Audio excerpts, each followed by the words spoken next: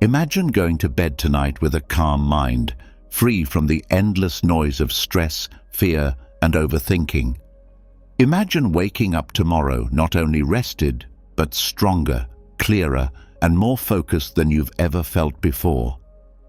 A new day, not just another day. A chance to live with purpose, to take control, and to move closer to the life you want. But tell me the truth.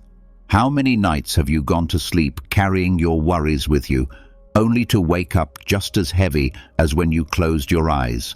How many times have you opened your eyes in the morning and felt tired before the day even began? The way you end your day shapes the way you begin the next. If your nights are filled with chaos, your mornings will be weak. But if your nights are filled with discipline, stillness, and reflection, then your mornings will become powerful. Today, you're going to discover how to use 4 hours of Stoic meditation to transform your mind overnight. These are not just simple techniques. They are proven practices inspired by the wisdom of Marcus Aurelius, Seneca, and Epictetus, designed to give you control over your thoughts, your emotions, and your life. So get ready, because after this, your nights and your mornings will never be the same again. You won't just be falling asleep, you'll be programming your mind for strength, for peace, and for resilience. The more you repeat these practices, the deeper they will sink into your subconscious, and the easier it will be to turn them into action. Write it down now, prepare yourself, and let's begin. There is something haunting about the silence of the night. The world grows quiet, the streets calm down, and the constant noise of the day begins to fade. Yet, for many people, that silence is not peace. It is the moment when the mind becomes louder. Thoughts of mistakes, regrets, or conversations you wish had gone differently come knocking at the door of your mind.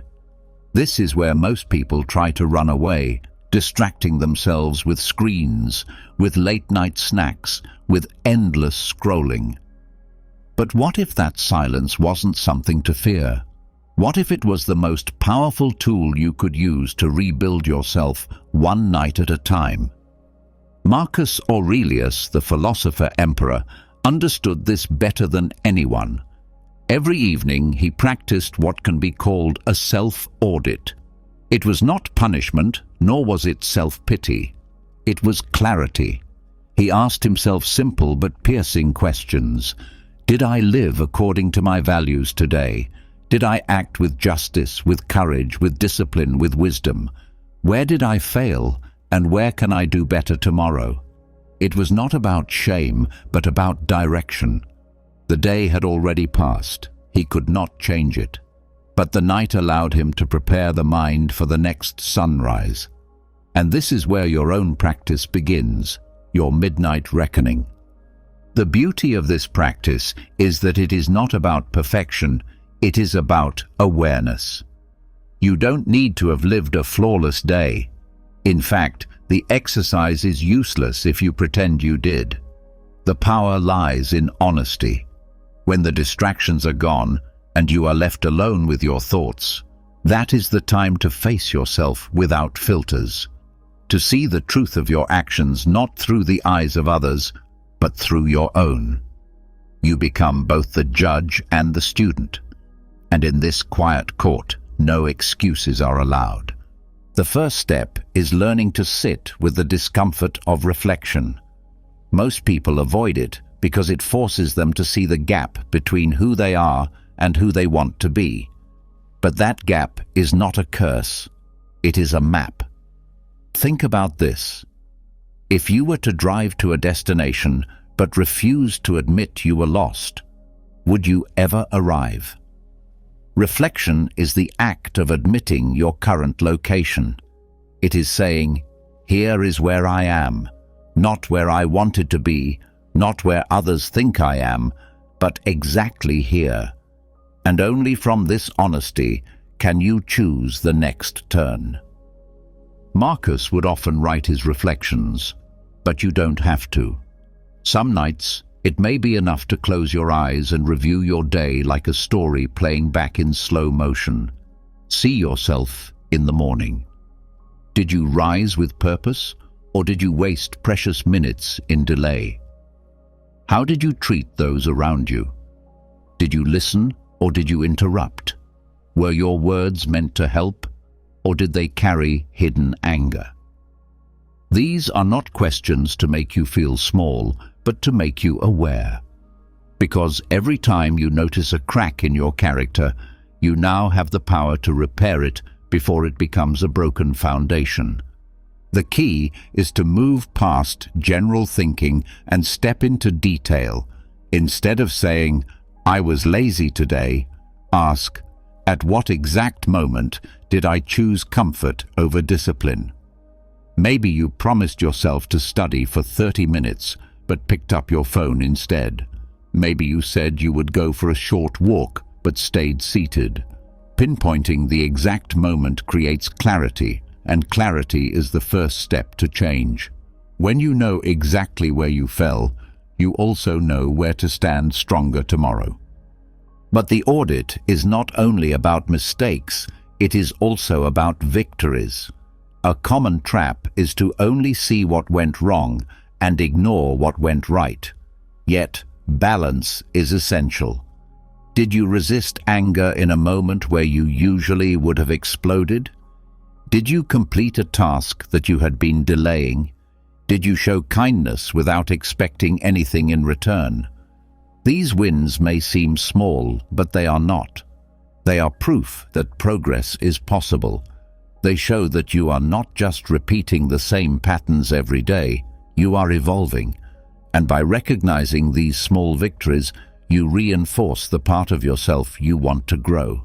Now, once you have reviewed both the failures and the successes, you must take the next step, planting corrections. This is where most people stop, and this is why their reflections never translate into change. They look at the past but forget to instruct the future. The Stoics understood that the mind is not only a recorder of events, but also a builder of intentions. By feeding it instructions before sleep, you allow the subconscious to work on them overnight. This is why Marcus would phrase his reflections not just as regrets, but as lessons. Instead of, "I was weak today," he would think, "Tomorrow I will practice strength in this area." Instead of, "I lost my temper," he would say, "Tomorrow I will remember that anger serves no purpose." These small corrections act like seeds planted in the soil of the subconscious. By morning, they begin to grow into action. And here is something fascinating. Modern neuroscience supports this ancient practice. Studies have shown that the brain continues to process unresolved thoughts during sleep. The subconscious mind reviews, reorganizes, and even strengthens patterns you feed it before drifting off. This means that when you end your night with anger, resentment, or self-pity, you are literally programming your brain to repeat those emotions tomorrow. But when you end it with clarity, forgiveness, and a plan for better action, you are programming your brain to choose differently. You become your own architect, shaping the person who will rise in the morning. Silence is crucial here. You cannot do a self-audit while scrolling, watching, or listening to endless noise. You must create space for the mind to breathe. Turn off the light, put away the devices, and let the room be still. At first, the silence will feel heavy. Thoughts will rush in, but do not fight them. Let them come, observe them, and then guide them with the questions you have chosen. Like a shepherd guiding restless sheep, bring your mind back to reflection each time it wanders. With practice, the silence transforms from an enemy into an ally, a space where your mind learns to sharpen itself. Some nights, the reckoning may feel brutal. You may see sides of yourself that you would rather hide, but remember this truth. Awareness is not condemnation. To see your weakness does not mean you are weak. It means you are capable of honesty, and honesty is the birthplace of strength. It is far better to meet your flaws in the quiet of night than to let them destroy you in the light of day. The courage to face yourself is greater than the courage to face others. For when you conquer yourself, no external challenge can break you. Another powerful part of this practice is forgiveness, especially forgiveness of yourself. Reflection is not a chance to endlessly punish your mistakes. That would be useless. You are not meant to whip yourself with guilt. Instead, you are meant to acknowledge the error, learn from it, and let it go. Carrying shame into tomorrow does not make you stronger, it makes you slower. The lesson is the treasure. The guilt is the poison. Take one and discard the other. In this way, each night becomes a cleansing, a ritual of renewal. You may be wondering how long this practice should take. The truth is, it does not require hours. 10 to 15 minutes of focused reflection can be more powerful than hours of shallow distraction. But consistency matters. Doing it every night builds a rhythm. The mind learns to expect it, to prepare for it, and eventually the process becomes smoother. Like sharpening a blade, repetition makes it effective. A dull blade cannot cut through the lies you tell yourself, but a sharpened one can slice through any illusion. Over time, you will notice something remarkable. You begin to catch yourself earlier. At first, you may only see your errors at night, long after they happened. But as your awareness sharpens, you start to notice them in the moment. You are about to say something cruel, but then you remember last night's reflection and stop. You are about to waste time, but then you recall the promise you planted in your subconscious. This is the transformation. The midnight reckoning does not just change your nights, it rewires your days. There is also another layer to this practice that Marcus Aurelius himself embodied: humility. Reflection at night reminds you that you are not a god, not infallible, not beyond error. You are human, and to be human is to fall short. But to be stoic is to turn every shortcoming into fuel. Pride resists reflection because it fears seeing weakness. Humility embraces reflection because it sees weakness as an opportunity to grow. This humility is not self-belittling, it is self-liberating. You do not need to be flawless to be worthy. You only need to be willing to improve. Let me give you a practical technique to deepen your nightly reflection. When reviewing your day, try to view yourself from outside, as though you are watching another person live your life. See yourself entering the room, hear the words you spoke, watch the expressions on your face. Would you admire that person? Would you trust them? Would you respect their choices? This exercise removes excuses, because when you see yourself as another character, the truth becomes clearer. And once you see clearly, you can decide what kind of character you want to play tomorrow. This perspective is also powerful for relationships. Think about the people you interacted with today. Did you treat them in a way you would want to be treated? Did you bring peace or chaos to their lives? Did you lift them or burden them? Reflection forces you to see beyond your own viewpoint and consider the effect you have on others. And when you improve the way you affect others, you also improve the quality of your own life. For no one lives in isolation. The ripples of your behavior return to you. Finally, there is a deeper reason why the midnight reckoning is so powerful. It teaches you to live each day as if it were complete in itself.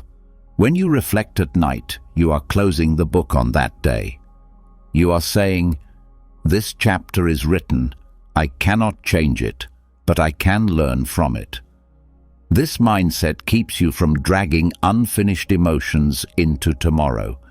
It allows you to wake up fresh, not carrying the weight of yesterday. Each day becomes a separate life, born in the morning, lived through the hours, closed at night. And when you live this way, your life as a whole becomes lighter, more intentional, and more meaningful. So tonight, when the world grows quiet, do not run from the silence. Enter it. Let it hold a mirror to your soul. Review the day honestly, learn from it, plant your corrections, forgive yourself, and close the book. Then sleep, knowing that your mind is working while you rest, shaping you for tomorrow. This is the midnight reckoning, the ancient ritual that can transform your nights into the training ground of the soul. And when practiced with discipline, it will not just change the way you sleep, it will change the way you live. When the book of the day is closed and the reckoning is complete, there is still more work that can be done before sleep takes over. Reflection teaches you where you stood and where you fell, but there is another exercise that digs deeper, one that touches the very roots of fear and attachment. The Stoics knew that life does not move in straight lines. It bends, it breaks, it surprises. And if you are unprepared, every bend feels like a disaster. But what if the night itself could become a rehearsal ground where you practice meeting loss and hardship without being destroyed by them? What if sleep could become not just rest, but training for resilience? This practice is called negative visualization, and it is one of the strongest tools ever handed down from Stoic thought. Most people avoid even thinking about misfortune because it frightens them. They build walls in their minds, pretending tomorrow will always bring the same comforts as today. But avoidance is a poor defense. When reality shatters those walls, the shock can break a person completely. The Stoics chose a different path. They looked directly at loss, at pain, at death, not to live in despair, but to weaken its power. They rehearsed adversity in their thoughts so that, when it arrived in reality, it felt familiar rather than crushing. The key to making this work during sleep is the way you prepare your mind before closing your eyes. Instead of letting random worries dominate you, you guide your thoughts with purpose. You deliberately choose the scenarios to explore, and you do so with a calm and steady tone. It is not about spiraling into anxiety, but about walking into the shadow with a lamp in your hand. For example, you might gently think, "What if tomorrow I wake up and something I value is gone? How will I respond? What will still remain within my control?" In this way, you begin to teach your subconscious to treat adversity as a teacher rather than an executioner. A good way to begin is to focus on the loss of small comforts first. As you rest in bed, think of something ordinary you take for granted: the soft pillow, the roof above you, the ease of clean water. Then, quietly picture yourself without it, not in a dramatic or violent way, but as a simple shift: the pillow replaced with a hard floor, the roof gone, the water scarce. Stay with that picture long enough to feel discomfort, but not long enough to drown in fear. Then ask yourself, could I still endure? Could I still live a meaningful life? What resources inside me cannot be taken away by the loss of these external things? This step trains your mind to see that true security lies not in possessions, but in character. Over time, the practice can go deeper. You can direct your thoughts toward the people in your life. This is perhaps the most challenging part, but also the most liberating. Before sleep, remind yourself that every person you love is mortal, every relationship fragile. The Stoics often said, "You kiss your child, but remind yourself he is mortal." Not to strip love of warmth, but to intensify it. By facing the reality that you could lose them, you strip away entitlement and wake with greater gratitude. It is the difference between sleepwalking through relationships and truly seeing the gift of each moment. If the thought of loss makes you tremble, do not run. Allow the trembling, but follow it with a quiet resolve. If this loss came, I could endure. I would hurt, but I would not be broken. And tonight, I will love more deeply because I remember how precious it is. Another angle of this practice involves rehearsing your own mortality, not as a dramatic fantasy, but as a nightly reset. As you lie still in bed, say to yourself, "If this were my last night, would I be ready?" This is not about morbid obsession. It is about stripping away procrastination. When you truly see the possibility that tomorrow may not arrive, you wake with sharper priorities. You stop delaying the important things. You stop wasting hours on trivial battles. Each breath gains weight. Each choice becomes deliberate. And when you rise in the morning, your life feels renewed because you rehearsed the end and were given another chance. What makes negative visualization so powerful before sleep is the way the subconscious absorbs it. During dreams, the brain processes emotions in symbolic and indirect ways. By feeding it scenarios of loss and adversity, you prepare it to process those fears in a safe environment. You give the mind a chance to explore danger without consequence, so that in waking life you are less shaken. Just as athletes rehearse movements in training so they can perform under pressure, you rehearse adversity in thought so you can stand firm when life tests you. It is important to understand that this is not pessimism. A pessimist expects the worst and despairs. A Stoic prepares for the worst and strengthens himself. The purpose is not to walk through life in dread, but to walk through life free from dread. Because when you have rehearsed losing everything, you stop clinging so desperately to it. You can enjoy it fully while it lasts, but you no longer depend on it to define your peace. The practice also transforms how you experience gratitude. When you wake from a night of rehearsing loss, you see your surroundings with sharper eyes. The same breakfast, the same sunlight, the same faces. They no longer feel ordinary. They feel like treasures that could vanish. And when you know something could vanish, you value it more. Most people live as though tomorrow is promised. The Stoic lives as though today is a gift. There is also a subtle shift that happens with repeated practice. The fear of loss begins to loosen. At first, rehearsing hardship will stir discomfort, maybe even resistance. But with time, the scenarios lose their sting. You begin to feel a quiet confidence. If health fails, you will adjust. If wealth is lost, you will adapt. If reputation fades, you will continue. If death approaches, you will meet it with dignity. The mind, once trained, carries this strength into waking life. You begin to walk lighter, not because life has become easier, but because you have become stronger. To make the practice more effective, guide your thoughts with specific questions. What if tomorrow I had to face rejection?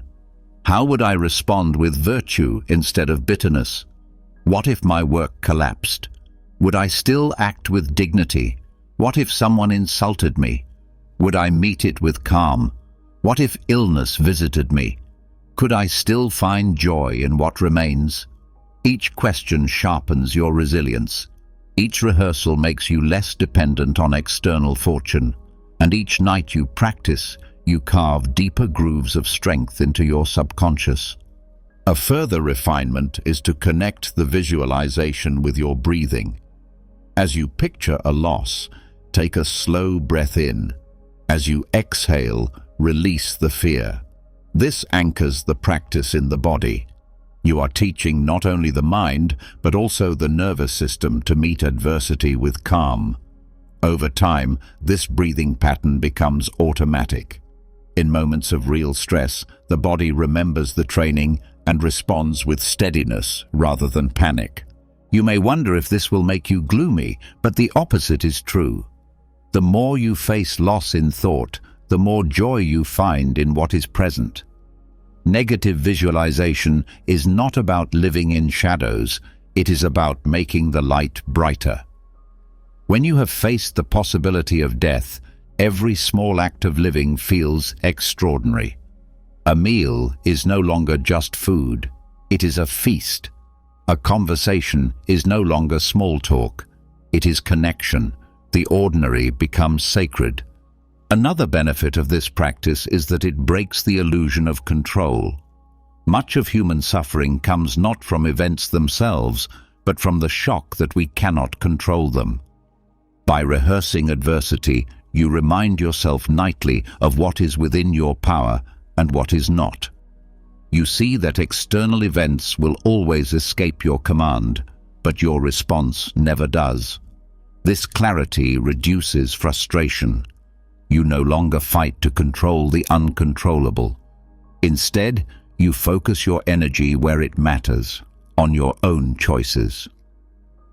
There is wisdom in practicing both loss and response together. Do not simply stop at the vision of hardship. Pair it with the response you wish to embody. If you think of losing wealth, also think of meeting it with simplicity. If you think of losing health, also think of meeting it with courage. If you think of losing loved ones, also think of meeting it with gratitude for the time you had. By pairing loss with virtue, you train your mind not only to expect adversity, but to rise above it. The process may not feel natural at first. Your instincts will push back. Your mind may say, "Why bring trouble into thought when life already brings enough?" But the practice is not creating trouble, it is creating armor. You are rehearsing so that when life brings real storms, you are not caught naked.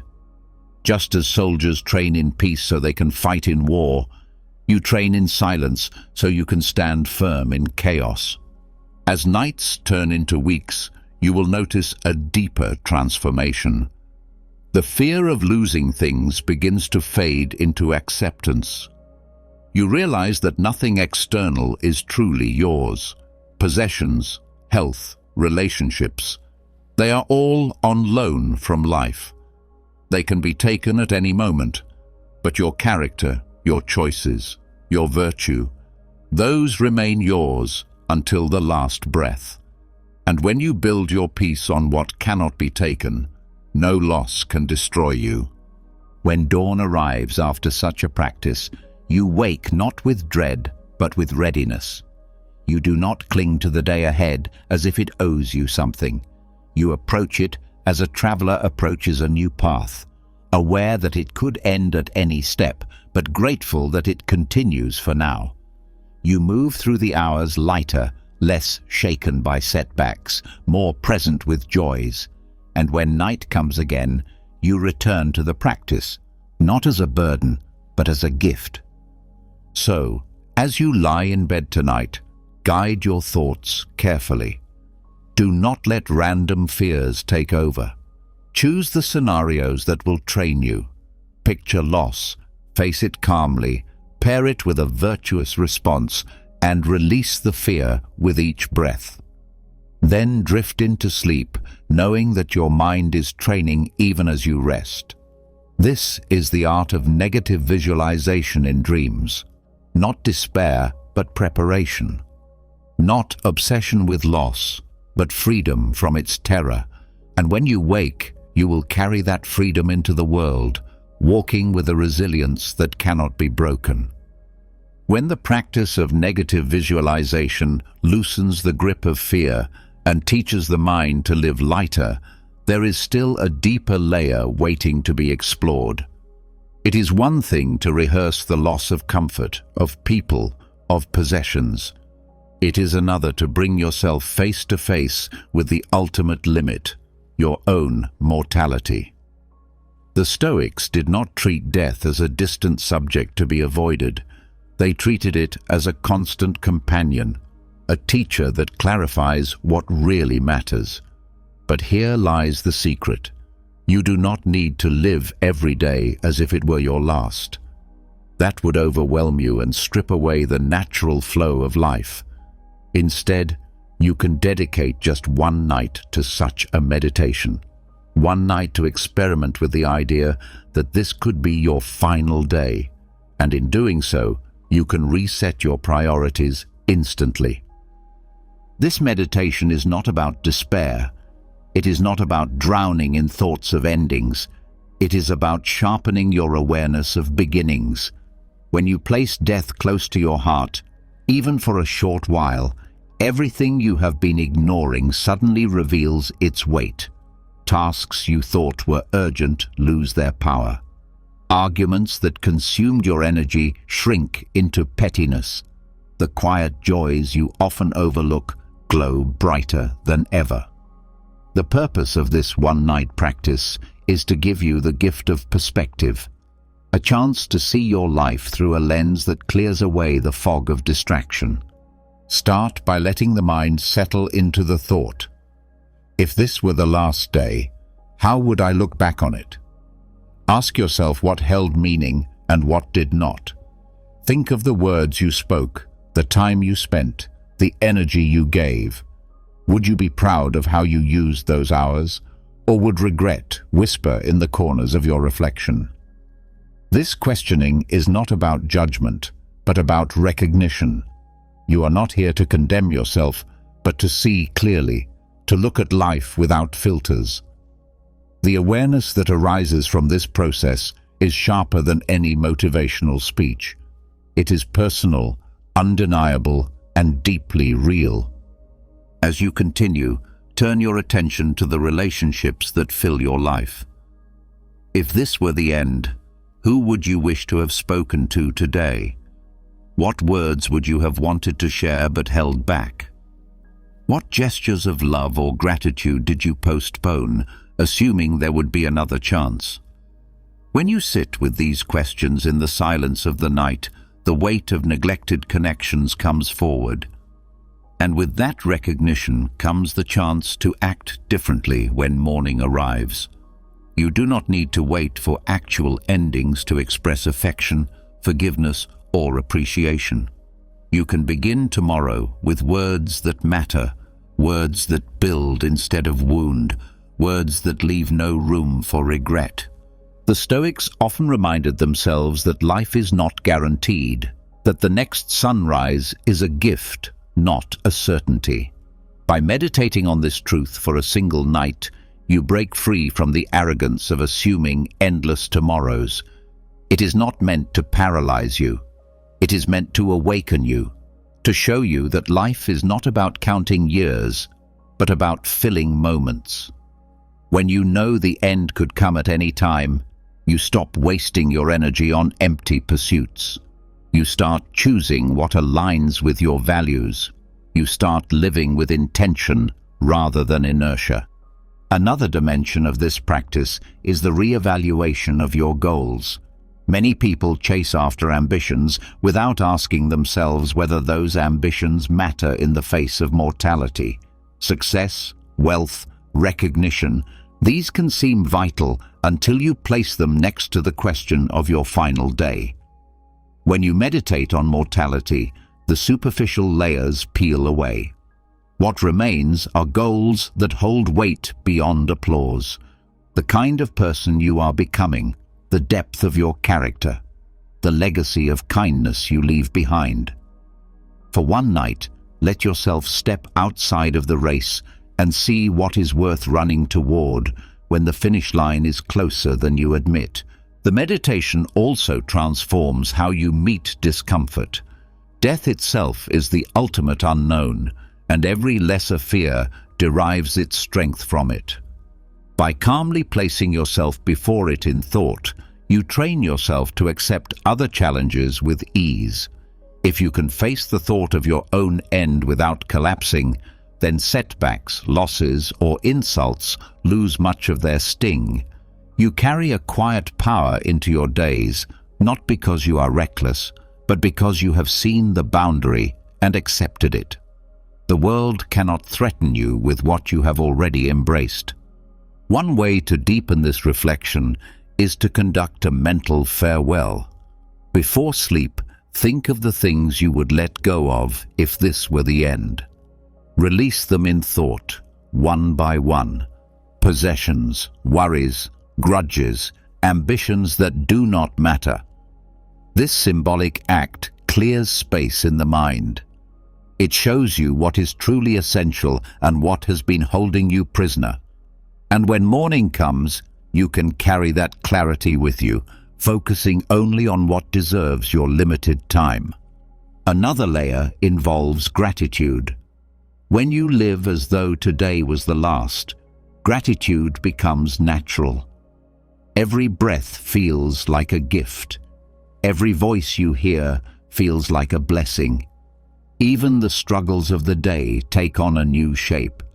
If this was the last time you faced a challenge, would you not be grateful to have had the chance to struggle, to grow, to live one more moment?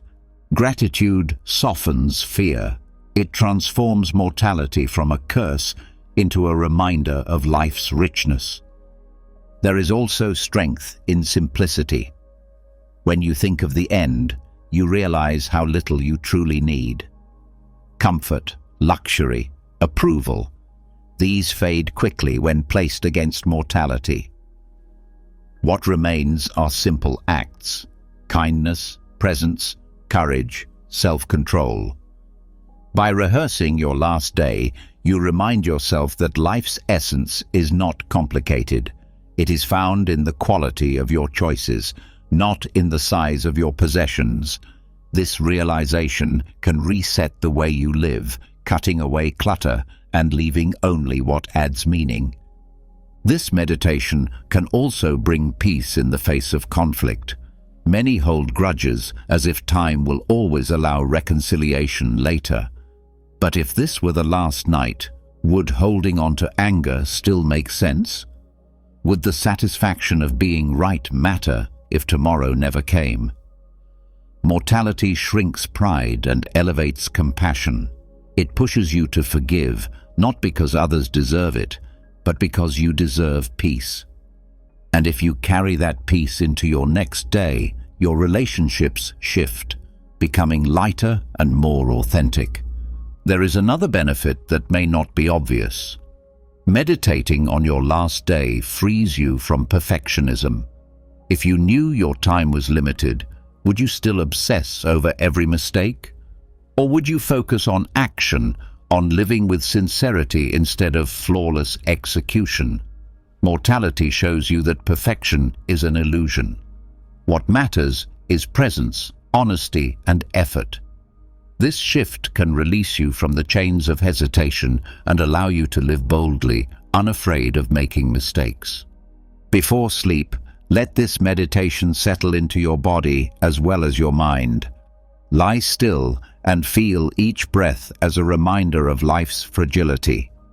Each inhalation is a gift. Each exhalation could be the last. Not in a dramatic way, but in a grounding way. When you align your thoughts with your breathing, the awareness becomes physical. It roots itself in your being, and the lesson does not fade easily. As the night unfolds, let the meditation deepen into dreams. The subconscious may weave strange stories, but beneath them, the seed of mortality is planted. You are training yourself to wake with sharper eyes, to look at your world as though it could vanish, and in that awareness lies transformation. When dawn breaks, you rise not with dread, but with clarity. The experiment of one night resets your compass. You know what to value, what to let go of, and how to spend your hours. You see that life is too precious to waste on anger, too short to spend in distraction, too fleeting to be lived without intention. And you carry with you the quiet strength of someone who has rehearsed their end and found meaning in what remains. So dedicate one night to this meditation. Let yourself step into the thought that this could be the final chapter. Use it not to despair, but to sharpen, to reset, to awaken. By practicing memento mori in this way, you do not become obsessed with death. You become fully alive. One night is enough to remind you that every morning is a gift, and every choice is a chance to live with purpose. And when you repeat this practice from time to time, you keep your priorities aligned, your spirit humble, and your days filled with what truly matters. After facing the reality of your final night and allowing mortality to clear away illusions, the next challenge lies not in thought, but in environment. Reflection and visualization can sharpen the mind, but if the hours before sleep are filled with noise and distraction, the clarity you gained quickly dissolves. The modern world does not surrender to quiet easily. Endless chatter, glowing screens, constant stimulation, these flood your senses until silence feels uncomfortable, even threatening. Yet the Stoics understood that silence was not emptiness but power, a weapon for self-mastery. To reclaim that power, you must practice inner stillness before you rest, letting it shape your emotions, your focus, and ultimately your life. Silence is not only the absence of sound, it is the absence of interruption in your inner world. Most people think of silence as a lack of conversation or noise around them, but true silence goes deeper. It means stepping away from stimulation that hijacks the mind. The scroll of social media, the rush of constant messages, the background hum of television. These keep the brain in a state of agitation. When you carry this agitation into bed, your sleep becomes shallow, your dreams restless, and your waking hours scattered. But when you choose silence, you cut off the stream of unnecessary input. You give your thoughts space to settle, just as muddy water clears when left still.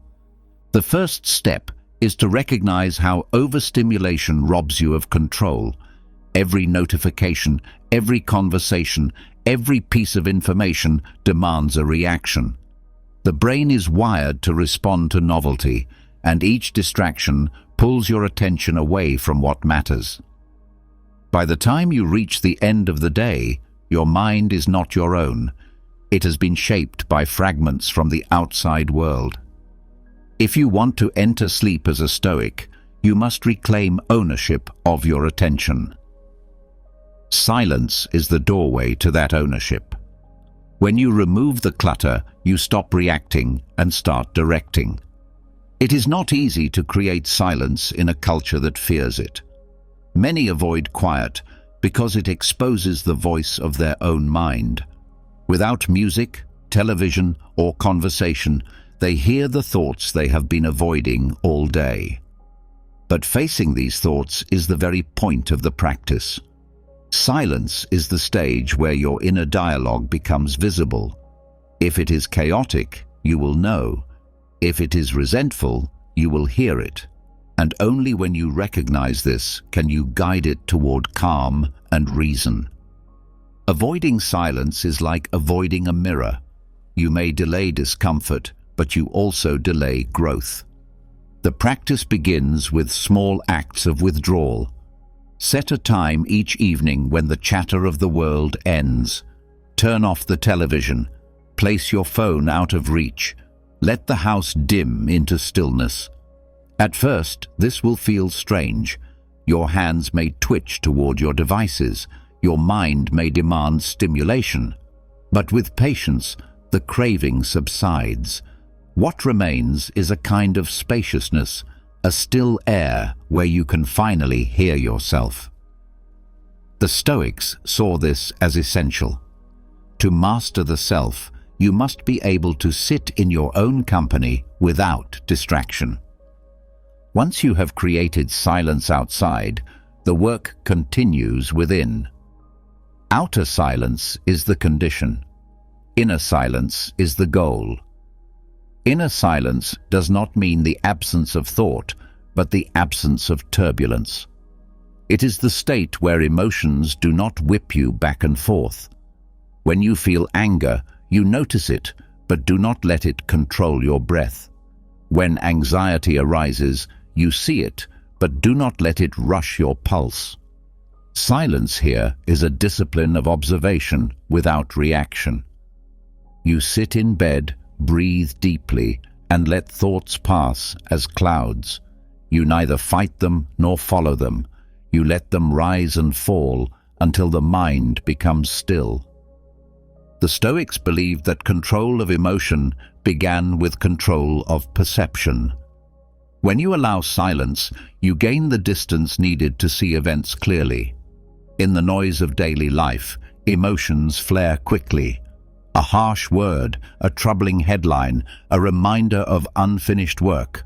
All these ignite reactions before reason can intervene. But in the stillness of night, you can reframe these triggers.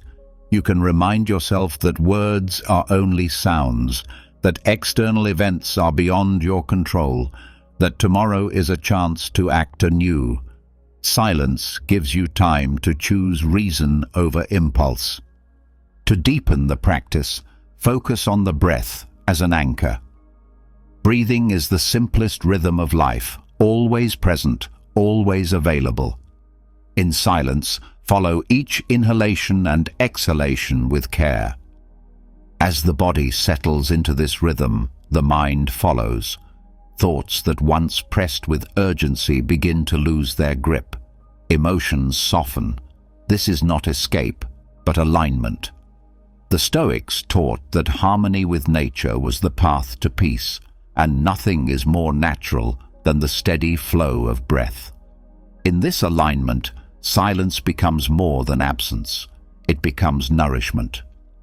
There is another layer to inner stillness, the mastery of speech. The Stoics valued words, but also knew their danger. Speech can wound, inflame, and mislead. To practice silence before sleep is to practice restraint, holding back unnecessary words, resisting the urge to gossip, complain, or argue. By ending your day without wasteful speech, you train yourself to value language. You learn that not every thought deserves to be spoken. This restraint seeps into your waking life, making your words sharper, kinder, and more deliberate.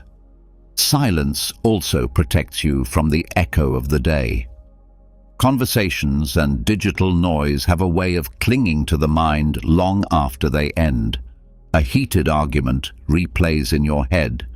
A trivial post lingers as irritation. These echoes prevent true rest. But when you close the gates early, the echoes fade before bed.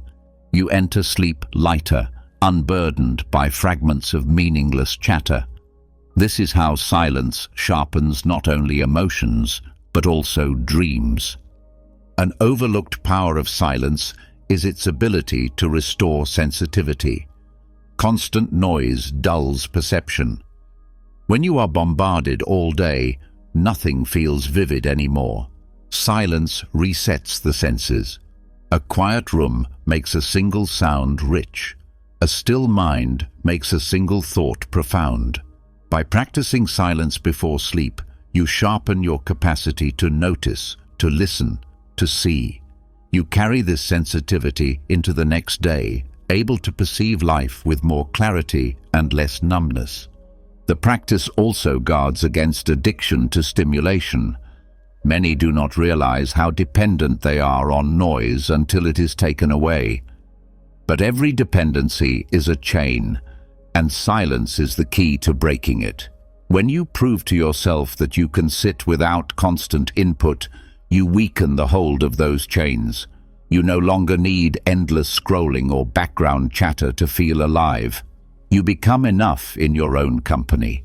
This independence is one of the greatest forms of freedom a Stoic can cultivate. Silence at night is also an act of respect for the body. The nervous system craves periods of calm. Without them, stress hormones flood the body, disrupting sleep and health. By choosing silence, you allow the body to downshift naturally. Heart rate slows, muscles release tension, and the mind prepares for deep rest. This is not mystical, it is biological. But the choice to embrace silence is what makes this natural process possible. There is a discipline in training yourself to close each day in quiet. At first, the practice may feel unproductive, as if silence achieves nothing. But silence is not nothing. It is the soil where strength grows. When you strip away noise, what remains is the raw material of your character. You begin to see your own mind as it is, not as it appears when distracted. And from this honesty, transformation begins. Over time, you will notice that silence changes your relationship with the world. You become less reactive, less hungry for stimulation, less vulnerable to manipulation. Advertisements, gossip, trivial arguments, they lose their grip. Because you have trained in silence, you no longer need constant noise to feel steady. You can face life with calm, even in chaos. When morning comes after a night of silence, you rise with a mind that feels lighter and sharper. The clutter of yesterday does not drag you down. Your emotions feel steadier. Your focus is stronger. And your interactions with others carry more weight, not because you speak more, but because you have learned when to remain silent. The weapon of silence is not drawn with violence, but with discipline. It is not a shield to hide behind, but a tool to cut through distraction. Each night you practice, you sharpen this tool. Each morning you wake, you carry it with you into the noise of the world, and with it you gain control, not over others, but over yourself. So let the evening be your training ground. Turn away from the chatter, release the overstimulation, and sit with the stillness that reveals your true strength. Silence is not emptiness. It is mastery. It is the space where the Stoic spirit sharpens itself night after night until no noise can shake it. Silence, when practiced with discipline, clears a space that feels almost sacred. The noise of the world falls away, and what is left is a mind stripped down to its essence. Yet silence alone, while powerful, can sometimes leave us wandering in thought without direction. The Stoics knew that after stillness, the next step was to shape those thoughts into something tangible. That is where writing enters the picture. Writing is not just recording, it is sculpting.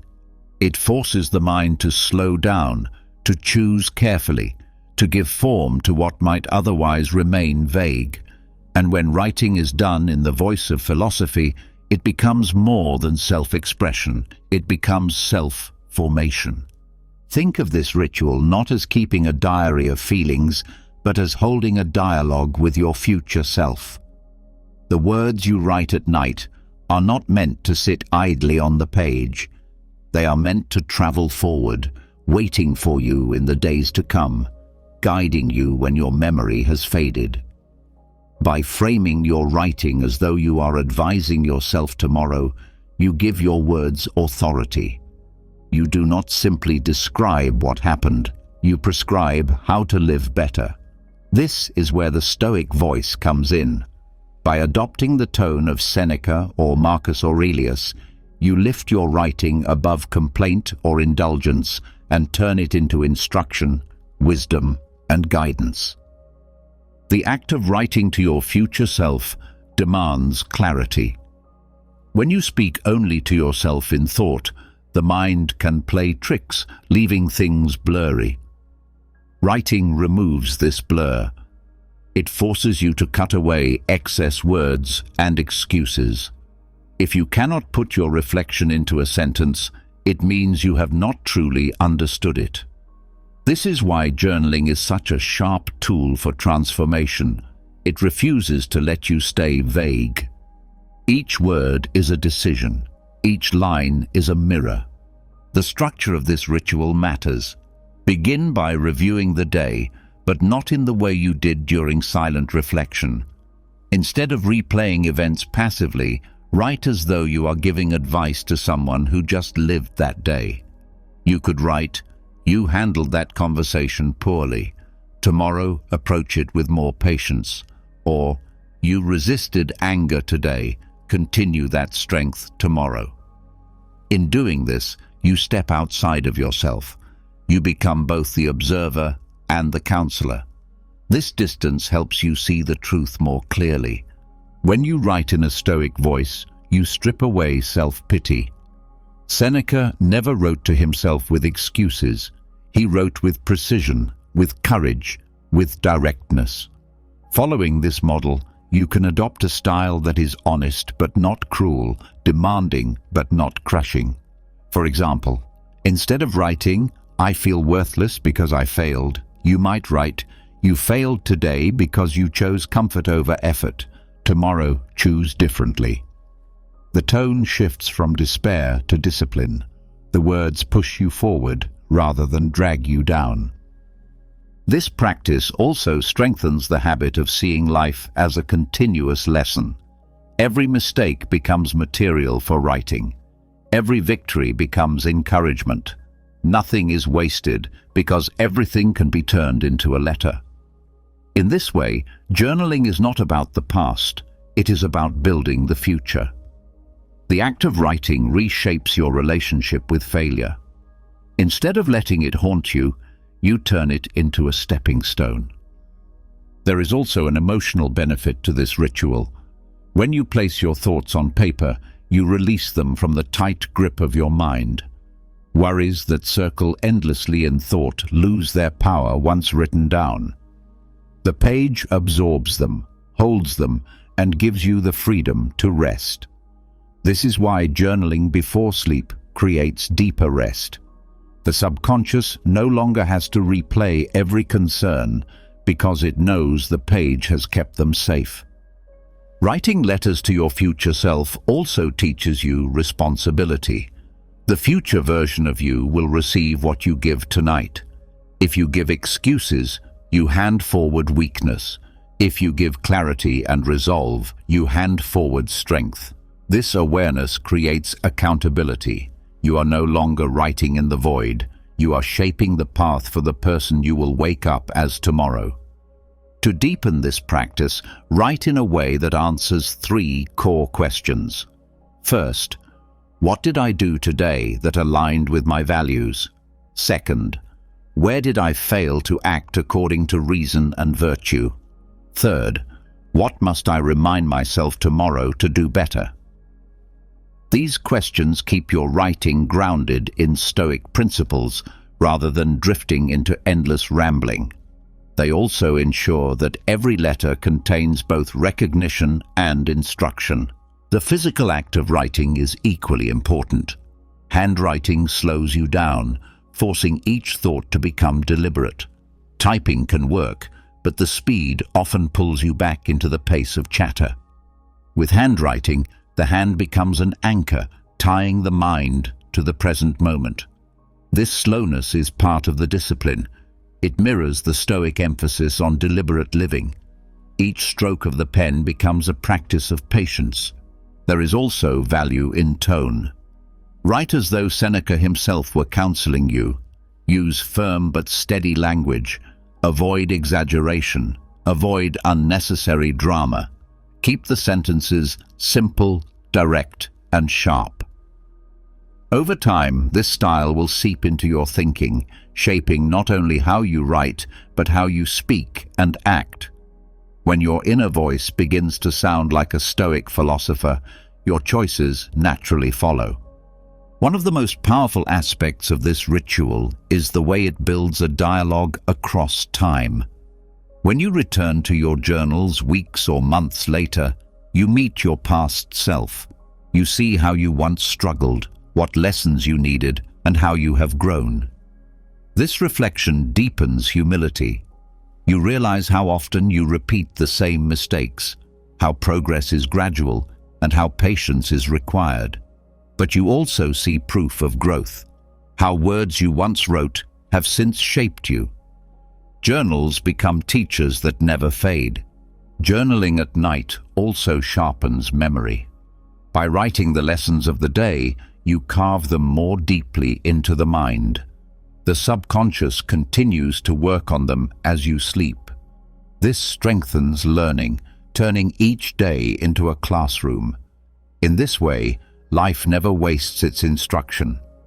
Every day, whether filled with joy or challenge, adds to your training as long as you write it down.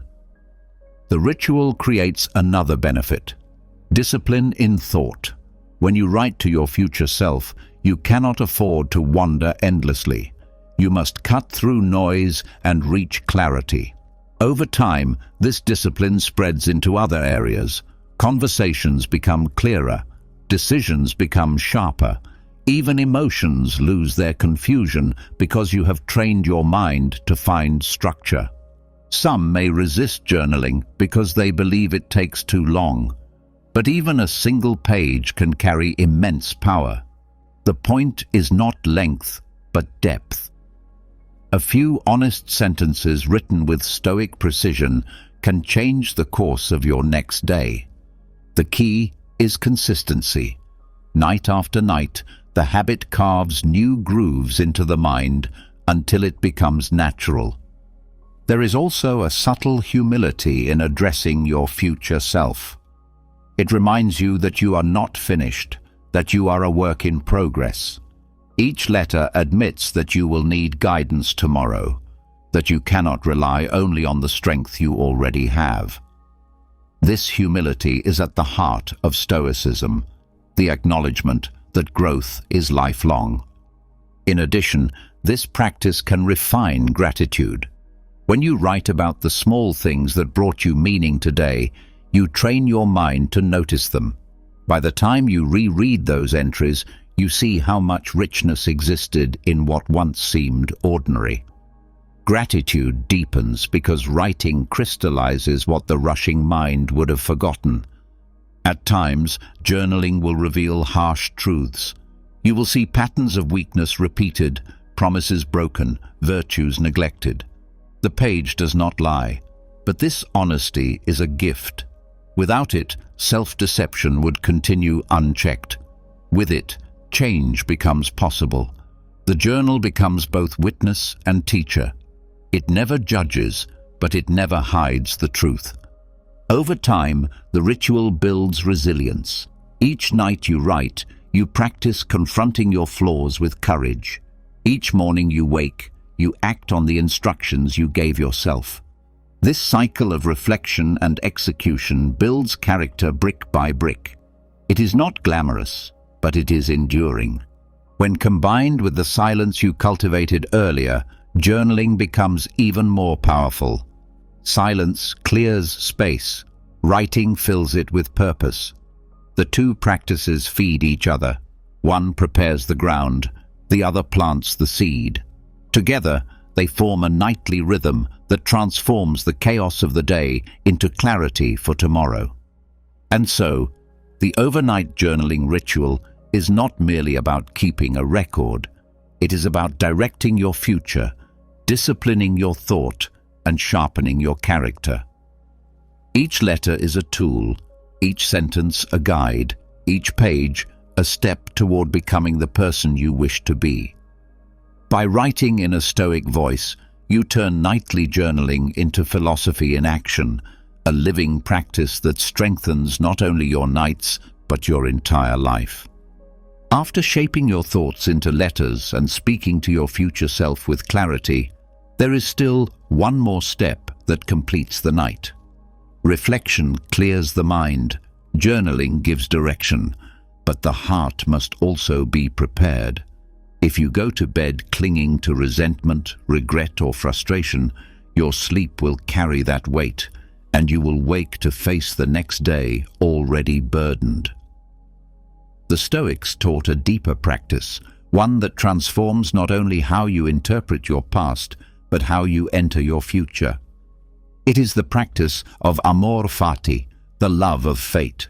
To end the day with this ritual is to treat every failure, every surprise, and every disappointment as something not just tolerable, but necessary for growth. Amor fati is more than acceptance. Acceptance is passive. It says, I cannot change it, so I must endure. Amor fati is active. It says, this is mine, and I will embrace it fully. When you learn to end your day with such a perspective, nothing that happened can remain as poison. Each event becomes fuel. The insult you heard, the mistake you made, the plan that collapsed, each is reinterpreted as material for strength. You do not deny the sting, but you refuse to let it remain only as pain. You transform it into training. The nightly practice begins with reviewing the events of the day that disturbed you most. Perhaps it was a harsh word, a broken promise, or a setback in work. Instead of replaying it with bitterness, shift your focus. Ask yourself, if fate delivered this moment to me, what lesson is hidden inside? How does this event train my patience, my courage, or my humility? By asking these questions, you stop seeing the event as a thief and start seeing it as a teacher. This change in perspective does not erase discomfort, but it strips discomfort of power to control you. Think of failure differently. Most people treat failure as evidence of weakness. The Stoic treats failure as evidence of participation. To fail means you attempted, you acted, you engaged with life. Each failure is proof that you are in the arena rather than hiding outside of it. Before sleep, thank the day for allowing you to fail, for showing you where to strengthen. This gratitude turns what others would carry as shame into momentum for your growth. The same practice applies to surprise. Life often unfolds in ways you did not expect, and surprise can quickly turn into frustration. But Amor fati reframes surprise as a reminder that the world is larger than your plans. The unexpected is not an interruption, but a correction, steering you toward paths you could not see. At night, reflect on the surprises of your day and ask yourself how they may serve you tomorrow. By doing this, you train the subconscious to expect the unexpected and to meet it with curiosity rather than resistance. Amor fati also teaches you to see misfortune in proportion. An insult may feel heavy in the moment, but under the light of fate, it becomes small. A loss may seem crushing, but when seen as part of a larger story, it becomes bearable. Each night, place your struggles in context. Ask yourself whether these pains will matter in a year, in 10 years, or in the final measure of your life. Often, you will find that they lose significance, and when they do matter deeply, you will see them as meaningful trials rather than random suffering. Another part of the practice is gratitude for difficulty. It may feel unnatural to thank fate for pain, but this is the essence of Amor fati. Gratitude is not only for pleasure, it is for the full spectrum of existence. When you thank the day for its hardships, you align yourself with reality rather than fighting it. You say to life, I will not resist you, I will work with you. This attitude dissolves bitterness and builds resilience. Sleep then becomes peaceful, not because the day was perfect, but because you no longer demand perfection from it. The practice also softens the way you view people. When someone wrongs you, the instinct is to see them as enemy. Amor fati teaches that their behavior too is part of the fabric of fate. Their cruelty becomes your opportunity to practice patience. Their selfishness becomes your opportunity to practice generosity. Their anger becomes your opportunity to practice calm. In this way, even the flaws of others become tools for your growth. Writing about this in your journal reinforces the lesson, but the nightly act of embracing it ensures you carry no bitterness into your rest. Amor fati before bed can also address regret. Many lie awake replaying decisions, wishing they had acted differently. But regret cannot change the past. Amor fati shifts the perspective. The choice you made was part of your path, and the consequences are the raw material for tomorrow's wisdom. By reframing regret in this way, you free yourself from endless loops of what if and replace them with a steady resolve of what next. Sleep becomes lighter because you are no longer chained to an alternate past that never existed. The practice deepens further when applied to health, aging, and mortality. Each night, accept the state of your body as part of fate. If you felt pain, let it remind you of resilience. If you felt weakness, let it remind you of humility. Even the slow passage of time, which steals youth and strength, can be embraced as the natural unfolding of life. To resist it is to resist the order of the universe. To love it is to walk in harmony with nature itself. Ending your day with this perspective brings calm acceptance where there could be only fear. There is also wisdom in connecting amor fati with your breath. As you lie in bed, focus on inhaling the events of the day, the victories, the failures, the surprises, and exhaling them as acceptance. With each breath, you tell yourself, this too belongs, this too is part of me, this too is necessary. The rhythm of breathing ties the philosophy to the body, making it not just a thought, but a lived experience. Another layer of the practice involves speaking to yourself directly in words of affirmation. You can quietly repeat, what happened today was needed. What challenged me today was shaping me. Nothing was wasted. These affirmations are not empty slogans. They are instructions to the subconscious. Spoken before sleep, they plant seeds of resilience that grow while you rest. By morning, your perspective has already shifted. Amor fati also dismantles the illusion of control. Each night, remind yourself that much of what happened today was not in your hands. Traffic, weather, illness, other people's choices, none of these were yours to command. Yet they happened, and you met them.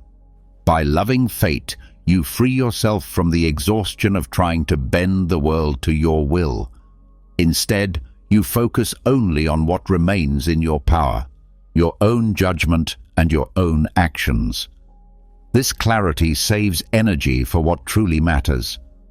Another subtle benefit is freedom from envy.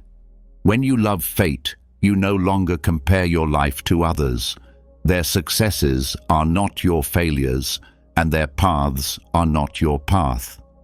The day you lived was the day assigned to you, and it contained everything necessary for your growth. Ending the night with this acceptance eliminates jealousy and lets you rest without craving someone else's story. To practice amor fati consistently is to train joy in hardship, not joy that pretends pain is pleasant, but joy that sees pain as purposeful. When you look back on your day with this mindset, you realize that the hardest moments were also the richest. They taught you patience, they revealed your limits, they demanded growth. Without them, you would remain untested, shallow, fragile. With them, you become deeper, steadier, unshakable. This practice also strengthens courage. If you can love even the harshest turns of fate, what is left to fear? If disappointment becomes training, if failure becomes progress, if loss becomes instruction, then nothing in life can defeat you. Amor fati before bed is not just preparation for sleep, it is preparation for all of existence. When you wake after such a practice, the difference is unmistakable. You do not drag the burdens of yesterday into the morning. You rise with a sense of renewal, with the confidence that whatever comes will serve your growth. You step into the day not as a victim of events, but as a partner with fate. Every challenge, every surprise, every moment, welcome or unwelcome, becomes part of your path. So, as you close your eyes tonight, review your day not as a list of frustrations or regrets, but as a series of necessary steps. Thank the day for its trials as much as its joys. See every event as material for your strength. Let the words amor fati sink into your heart until they are no longer just philosophy, but reflex. Sleep then becomes a surrender, not to escape, but to alignment. You rest knowing that fate is not your enemy, but your greatest ally. And with that, you train yourself to wake not only stronger, but freer. When you learn to embrace the events of your day with amor fati and see every setback as fuel for growth, there is still one enemy that can slip through the cracks and linger in the heart. Anger. No matter how disciplined you try to be, no matter how much you reflect, anger has a way of clinging to you long after the event that triggered it has passed. It seeps into your thoughts, colors your mood, and, if carried into sleep, poisons the next morning before it even begins. The Stoics treated anger not as a natural companion, but as a sickness of the mind. Left unchecked, it clouds judgment, destroys relationships, and steals peace. Yet, they also believed it could be dissolved, not by force, but by reason and silence. The night offers the perfect time for this practice. When the world grows quiet and you are no longer pushed by the day's demands, you have the chance to confront anger without distraction. 10 minutes of silent meditation can become a reset button for your mind, dissolving resentment and preventing it from infecting tomorrow. The goal is not to deny the emotion, but to release its grip. Anger arises from judgments that something should not have happened or that someone should have acted differently. By dismantling those judgments, you dismantle the anger itself. The first step is to recognize anger honestly. Many people suppress it or disguise it, calling it irritation, stress, or disappointment. But denial keeps it alive. Sit quietly and name it. I am angry. There is no shame in the acknowledgement. The Stoics saw emotions as signals, not as identities. By naming the emotion, you separate it from yourself. You are not anger. You are someone experiencing anger. This distance is the beginning of control. Once you acknowledge it, trace its cause. Ask yourself, what event or person stirred this feeling? Was it a word, an action, or a disappointment? Then ask the next question. Was this event within my control? Most often, anger is directed at things beyond your command. Other people's choices, past mistakes, external outcomes. The Stoics would say these are not worthy of your energy. They belong to fate, not to you. By recognizing that you are trying to control what cannot be controlled, you loosen the hold of anger. But some anger arises from what is within your control, your own choices. Perhaps you acted poorly and now blame yourself. Here, the practice shifts. Instead of fueling self-hatred, use the silence to remind yourself that error is part of growth. Anger at yourself is wasted energy if it does not lead to correction. Ask, what can I do differently tomorrow? Write a short plan in your mind. Once the plan is clear, release the anger. It has done its job. It has pointed you to an adjustment. Beyond that, it only drains you. Breathing is a powerful ally in this process. Sit or lie still, close your eyes, and take slow, deliberate breaths. With each exhale, picture anger leaving your body like smoke. With each inhale, picture calm entering like fresh air. Breathing shifts the body's chemistry, slowing the pulse and calming the nervous system. It makes space for reason to return. The Stoics valued aligning body and mind, and breath is the bridge between the two. As the anger softens, replace the thought of injustice with perspective. Remind yourself that human beings are flawed, that they act out of ignorance, fear, or weakness. Just as you make mistakes, so do others. Seneca wrote that to be angry at people for being imperfect is like being angry at fire for being hot. The nature of people is to stumble. When you remember this, forgiveness becomes easier.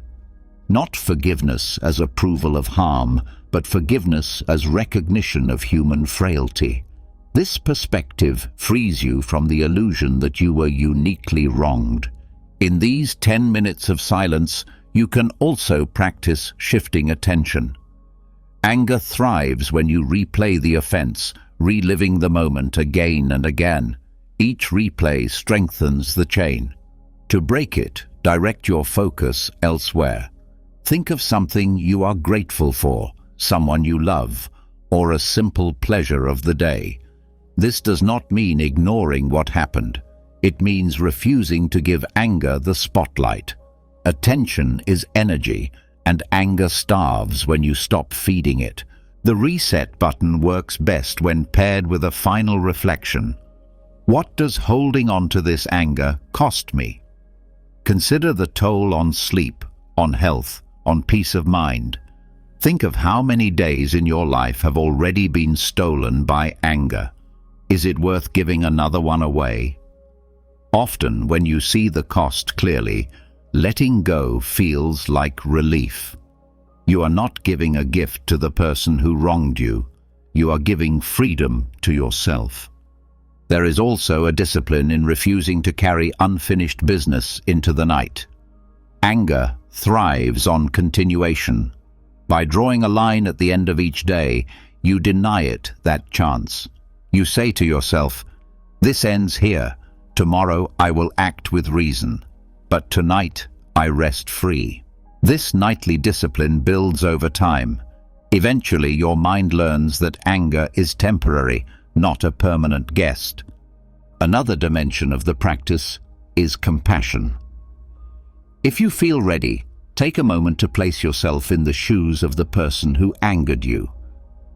What fear, insecurity, or ignorance might have led them to act as they did?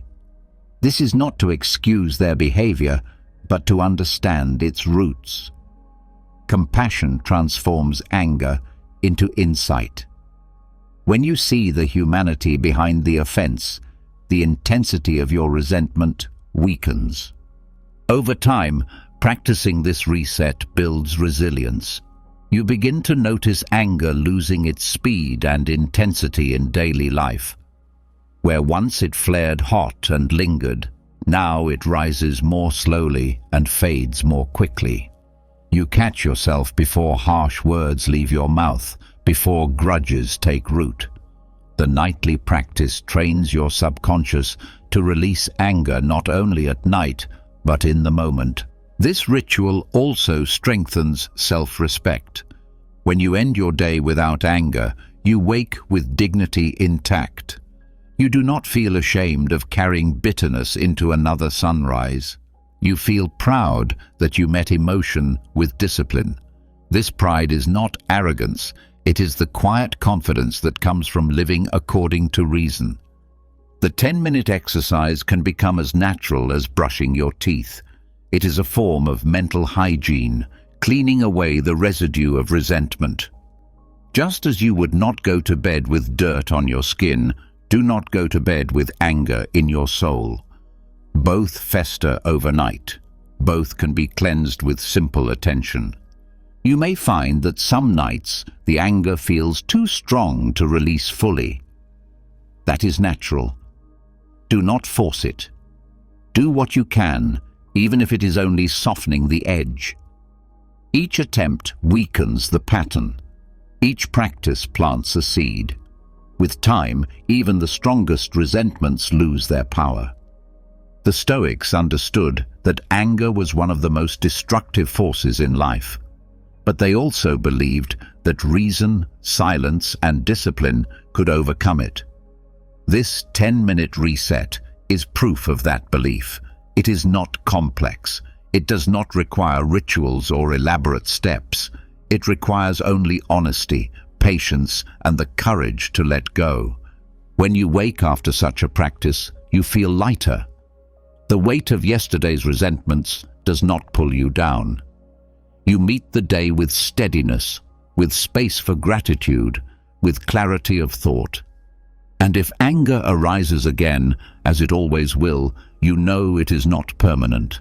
You have trained yourself to release it, to reset, to protect your peace. So when you close your eyes tonight, give yourself those 10 silent minutes. Acknowledge the anger, trace it, breathe it out, reframe it, and let it end. Do not carry it into your dreams. Do not hand it to your tomorrow. Use the reset button, and in doing so, you reclaim your nights, your mornings, and your freedom from the chains of resentment. Letting go of anger brings a sense of lightness, a clearing of the heart that prepares the mind for deeper practices.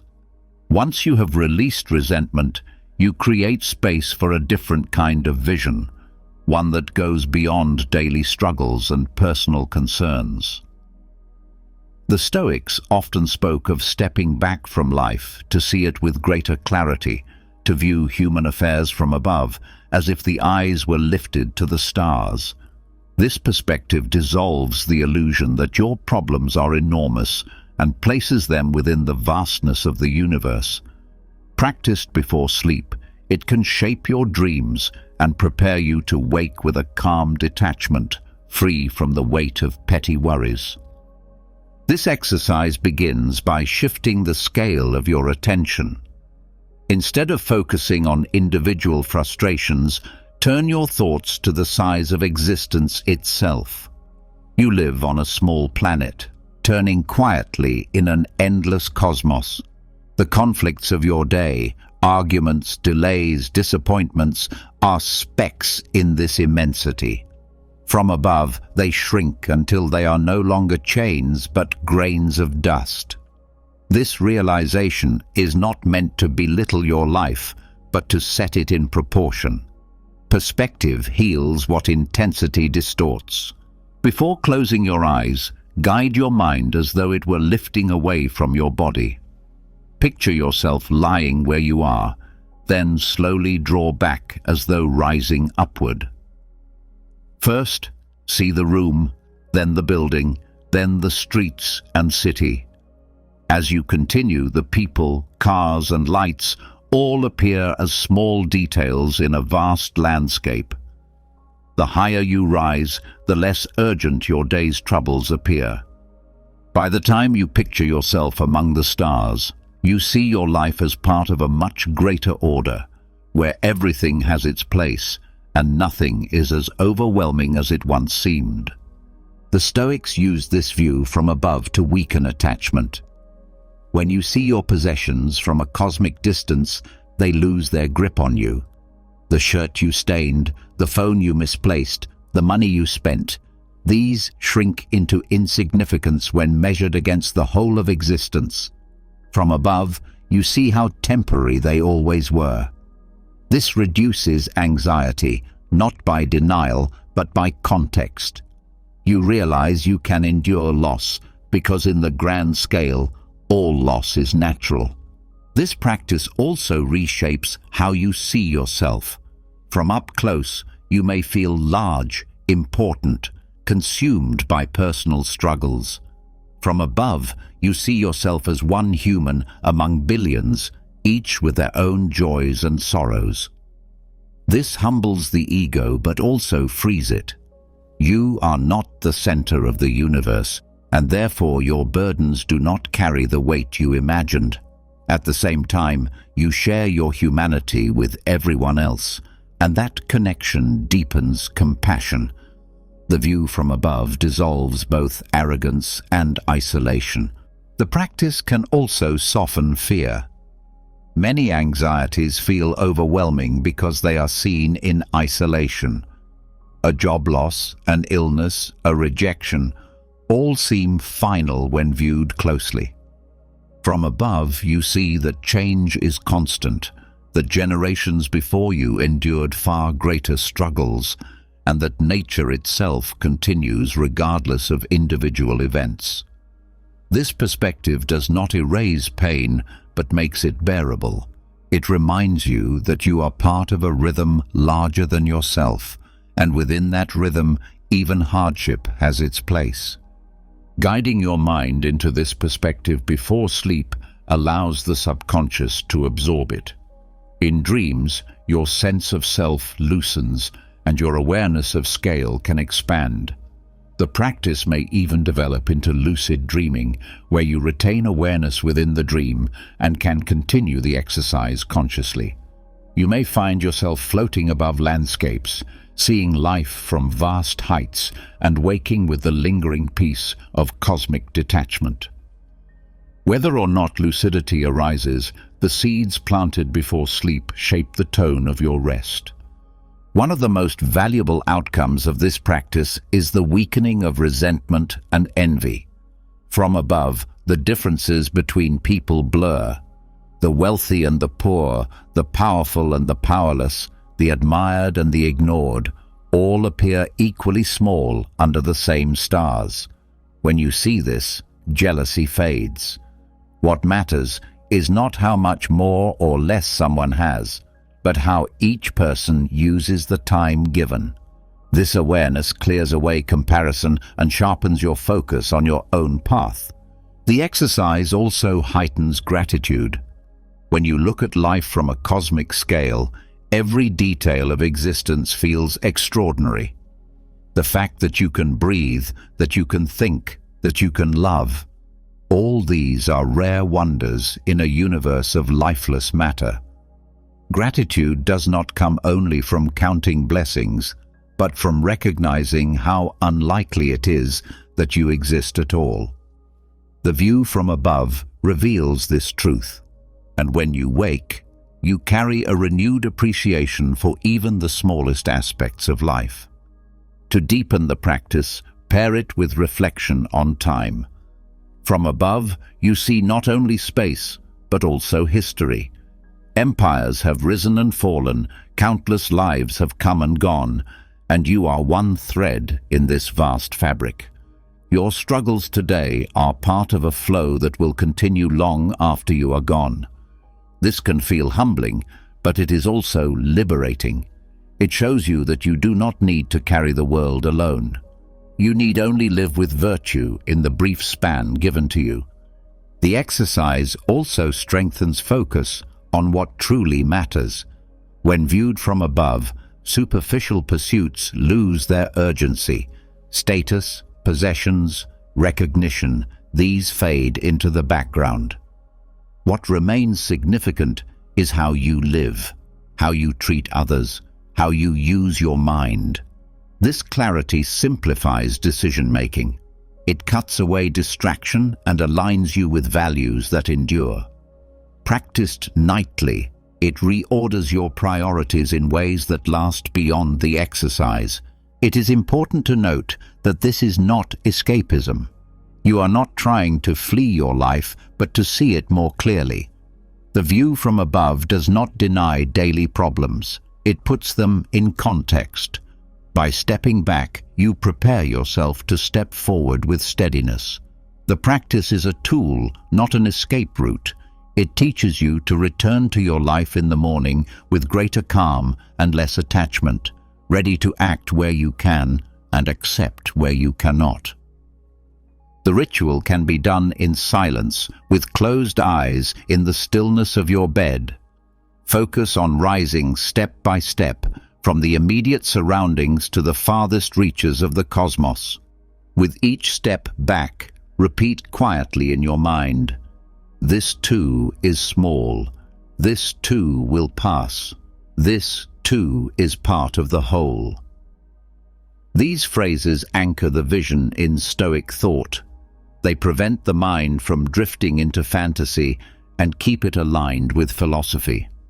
Over time, the practice reshapes not only your nights, but also your days. You will find yourself applying the perspective in real moments. When insulted, you remember how small such words are in the vastness of existence. When worried, you recall that billions have faced the same struggles and that nature continues regardless. When tempted by vanity, you see how brief fame is under the sweep of time. The view from above becomes a habit, a reflex, a shield against narrowness. There is a quiet joy in this practice. To see life as though from the stars is not to feel insignificant, but to feel part of something immense. You belong to the universe not as its master, but as its participant. This belonging brings peace. You are no longer crushed by personal troubles because you know they are threads in a greater fabric. You rest in harmony with that fabric, and your sleep becomes deeper, your waking lighter. So when you prepare for bed tonight, let your mind rise. Leave behind the narrow view of your room, your house, your city. Drift upward in thought until you see the smallness of your struggles and the vastness of the whole.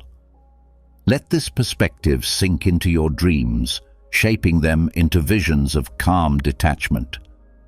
And when you wake, carry with you the strength of someone who has seen life from above, steady in the face of turmoil, humble in success, and grateful for the rare gift of existence. When the mind has risen above itself and tasted the vast perspective of the universe, the next step is to return to the body and anchor that vision into something steady. Perspective gives clarity, but without grounding, it can drift away like a dream. The Stoics understood that reason must rest on a stable foundation, and that foundation is breath. Long before science explained the nervous system, they knew that the way we breathe shapes the way we think. Breath is constant, always with us, yet most people never pay attention to it. They let it run shallow and hurried, mirroring the restless state of their minds. But with deliberate practice, breath can become a tool to cultivate equanimity, to settle emotions, and to prepare the mind for sleep with rational calm. The practice begins with awareness. Most people breathe from the chest, shallow and rapid, especially when stressed. This type of breathing keeps the body in a state of alertness, as though danger is always near. Diaphragmatic breathing, by contrast, engages the lower part of the lungs. The diaphragm moves downward, the belly rises, and the body enters a state of relaxation. This change is not symbolic, it is biological. Slow, deep breaths signal safety to the nervous system, lowering heart rate, reducing tension, and quieting the stress response. By practicing this each night, you teach the body to end the day in balance rather than agitation. The rhythm of the breath is the rhythm of thought. Shallow, rapid breaths scatter the mind, making it jump from one worry to another. Slow, deliberate breaths bring thoughts into alignment, one at a time, calm and steady. To practice, lie in bed and place a hand on your abdomen. As you inhale, let the hand rise. As you exhale, let it fall. Focus only on this movement. This anchors attention, preventing the mind from wandering into restless loops. The Stoics valued control over attention because it is the root of control over life. Breathing in this way is not merely relaxation, it is training in attention. The exercise can be refined into cycles. Inhale for a count of 4, hold briefly for a count of 2, exhale for a count of 6. The longer exhalation deepens calm, signaling to the body that it can release tension. Repeat this cycle for several minutes, letting the rhythm become natural. Over time, you will find the body expecting it each night, settling into calm more quickly. This is how repetition builds not only habit, but also trust between body and mind. The benefit goes beyond relaxation. Breathing in this way clears space for reason. When emotions rise, they often hijack the breath. Anger quickens it, fear shortens it, anxiety traps it high in the chest. By reversing the process, by slowing and deepening the breath, you send the opposite signal. You show the body that reason is in charge, not impulse. The Stoics spoke often of living in accordance with nature. Nature gave us breath as both life and tool. To master it is to align with that natural order, finding calm not through suppression, but through cooperation with the body's design. Breathing also trains patience. Each cycle is slow, deliberate, unhurried. In a world that pushes constant urgency, this slowness feels almost radical. By practicing it nightly, you remind yourself that not everything requires rushing. Calm decisions come from calm breaths.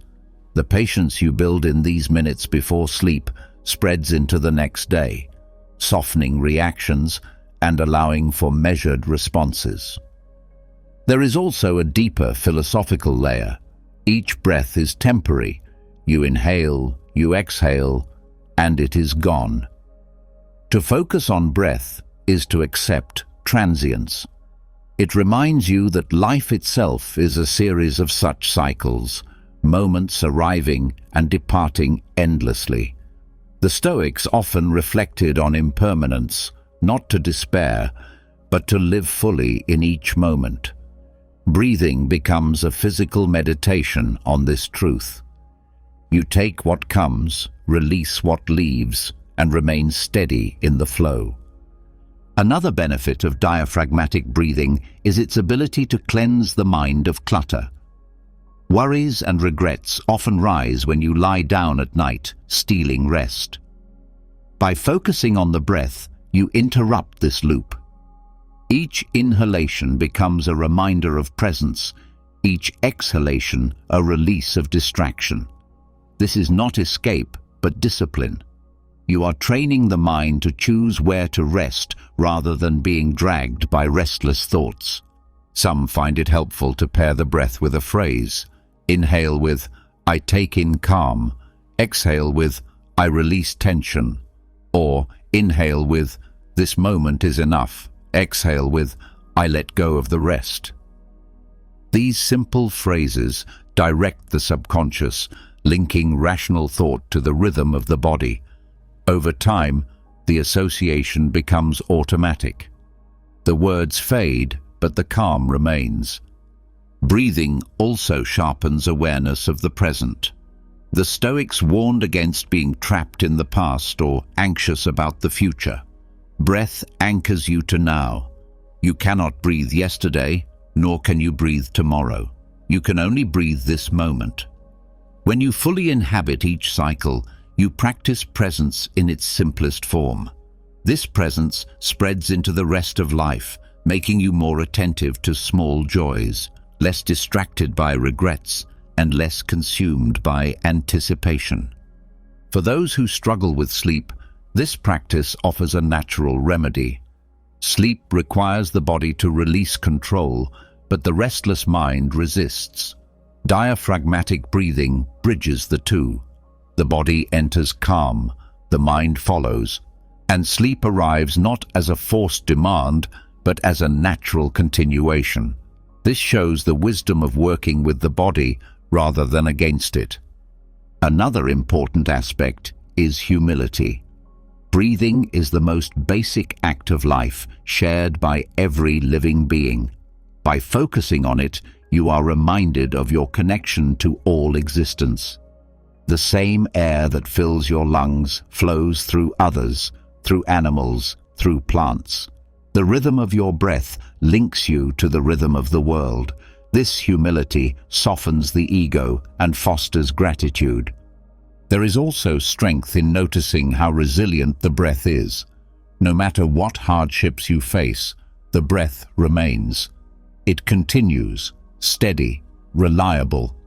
It becomes a symbol of endurance. Each time you practice, you remind yourself that as long as you can breathe, you can endure. This resilience plants courage deep within, ready to be drawn upon when life challenges you. Breathing also refines discipline. At first, the mind may wander after a few cycles. You may forget to count, lose focus, or drift into thought. The discipline is to return, gently but firmly, each time. This act of returning strengthens the will. It teaches you to guide yourself back from distraction, not with frustration, but with persistence. Over time, this discipline becomes second nature, benefiting not only meditation, but every aspect of life. The practice can be extended into gratitude.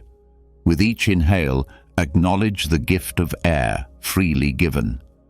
With each exhale, release a silent thank you. Gratitude linked to breath becomes continuous, as natural as the act itself. It shapes your subconscious to see life not as burden, but as gift. When you wake, this gratitude lingers, coloring your perception of the world. Finally, diaphragmatic breathing before sleep embodies equanimity. Equanimity is the Stoic goal, a state where emotions do not dominate, where reason holds steady, where life's ups and downs are met with calm. Breath is the most direct path to this state. It trains the body to settle, the mind to focus, and the spirit to align with nature. Practiced nightly, it becomes more than an exercise. It becomes a way of being. So when the lights are dim and the day is ending, let breath be your anchor. Settle into its rhythm, slow and deep, until calm spreads through body and mind. Each cycle strengthens patience, presence, humility, resilience, and gratitude.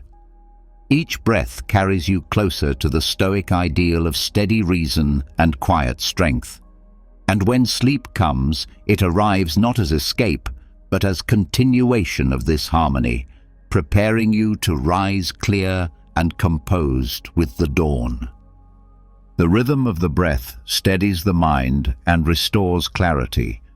But once the body is calm and anchored, there is an even deeper practice waiting, one that strikes directly at the roots of attachment. Breath teaches you presence, but possessions, routines, and familiar comforts often pull you back into dependency. The Stoics knew that much of human suffering comes not from loss itself, but from the shock of losing what was taken for granted. To prepare the mind against this weakness, they practiced the meditation of exile, placing themselves in thought as if stripped of everything familiar, left in a foreign place with nothing but their own character. Done before sleep, this meditation transforms the way you wake, sharpening gratitude and freeing you from the chains of attachment. The exile meditation begins with a deliberate shift in perspective. Instead of lying in bed surrounded by possessions and routines, you close your eyes and tell yourself, "Tonight, I am a stranger. This bed is not mine. This room is not mine. These comforts are not guaranteed." This reframing unsettles the mind at first. Comfort whispers that everything around you belongs to you, that it will always be here. By countering this whisper with the thought of exile, you loosen the illusion of ownership. Nothing external is truly yours.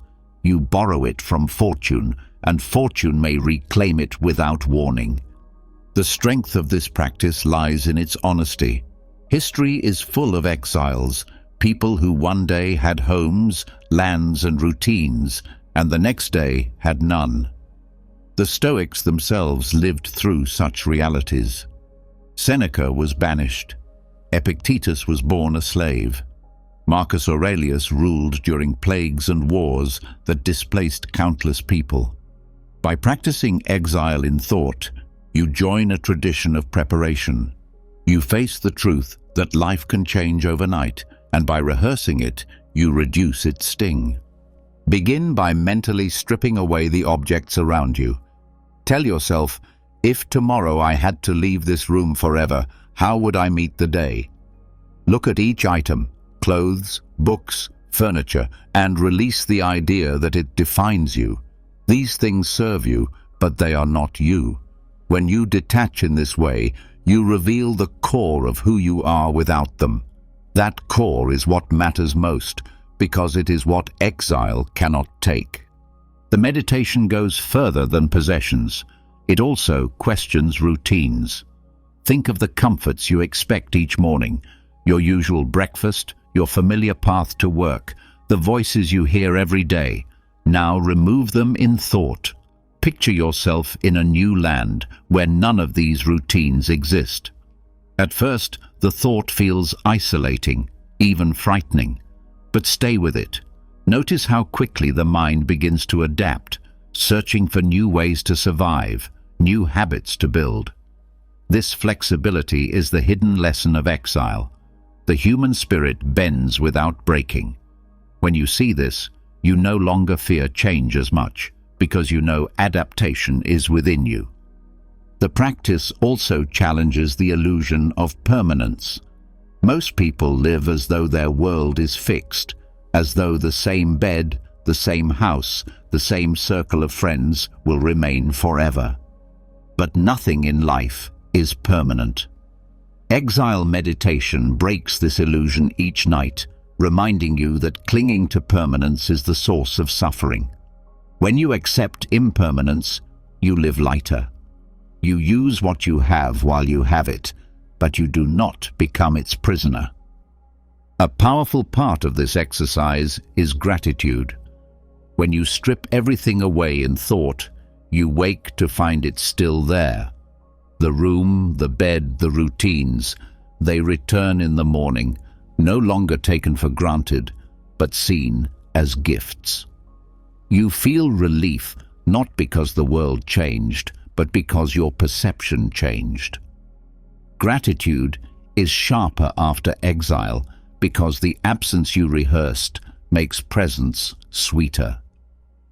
A simple breakfast feels abundant. A familiar street feels welcoming. A single conversation feels precious. The meditation also builds resilience. When you think of yourself as an exile, you stop depending on stability for peace. You train yourself to find peace in character, in reason, in inner strength.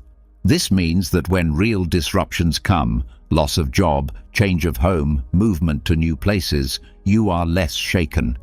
You have already rehearsed exile, and you know that you can survive with less. This resilience gives confidence, a quiet assurance that you are not as fragile as comfort made you believe. There is also humility in this practice. Exile reminds you that no place is guaranteed to you. The land you call yours, the privileges you enjoy, they can vanish. Many have walked before you who thought themselves secure, only to be uprooted. To meditate on exile is to join them in solidarity, to admit that you too are mortal, vulnerable, temporary. Humility softens pride, and in its place grows a deeper connection with the rest of humanity. The practice can be deepened by linking it with moral reflection. If you were an exile in a foreign land, stripped of all status and possessions, what would remain? Only your character. Would you still be just, courageous, disciplined, wise? Or would you crumble without the props of comfort? This questioning tests your virtue. It shows you where you rely too much on externals and where you need to strengthen your inner resources. To make the meditation practical, rehearse small scenarios. Tell yourself, if tomorrow I had to live with only what I could carry, what would I value most? If I had to rebuild my life in a new place, what virtues would I need? If I had no reputation, how would I prove my worth?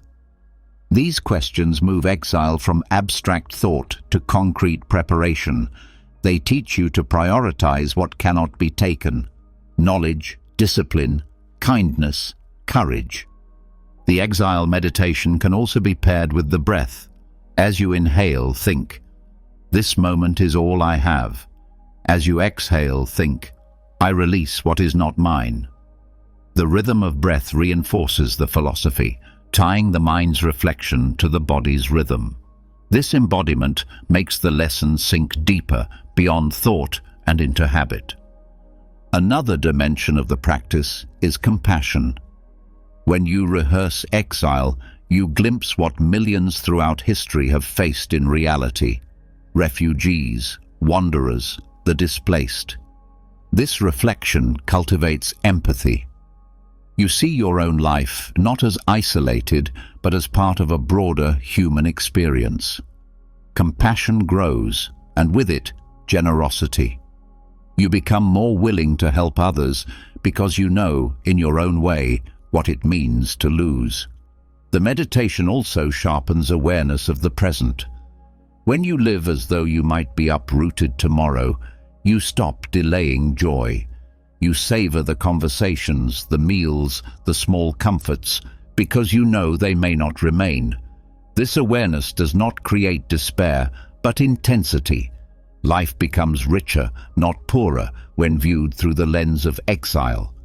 The strength of this practice lies in its simplicity. It requires no tools, no rituals, only thought and honesty. Yet the effects ripple through your life. You sleep lighter, wake with gratitude, live with resilience, and act with compassion. Exile meditation strips away illusions, leaving only what is essential: your character, your choices, your ability to endure and to love. So when you close your eyes tonight, let yourself be a stranger. Release ownership of your bed, your room, your routines. Tell yourself you are in a foreign land with nothing but your mind. Feel the discomfort, then feel the freedom. Sleep in that truth, and when you wake, see your life not as ordinary, but as a gift returned to you. This is the power of exile meditation. It detaches you from what you cannot keep, strengthens you with what cannot be taken, and fills you with gratitude for what remains. When you train the mind to sleep as if exiled, stripped of possessions and routines, you begin to see how fragile your sense of stability really is. That fragility can be unsettling, but it also opens the way to a new kind of preparation. Exile meditation teaches you to detach from what you cannot keep. The next step is to prepare for what you cannot fully control. This is where the premortem becomes powerful. Instead of drifting into tomorrow blind to risks, you can face them in advance, not to grow anxious, but to strip them of their ability to surprise you. The Stoics believed that shocks hurt most when they arrive unanticipated. By rehearsing failures before they come, you inoculate the mind against panic and turn potential disasters into expected challenges. The premortem begins by naming the possibilities.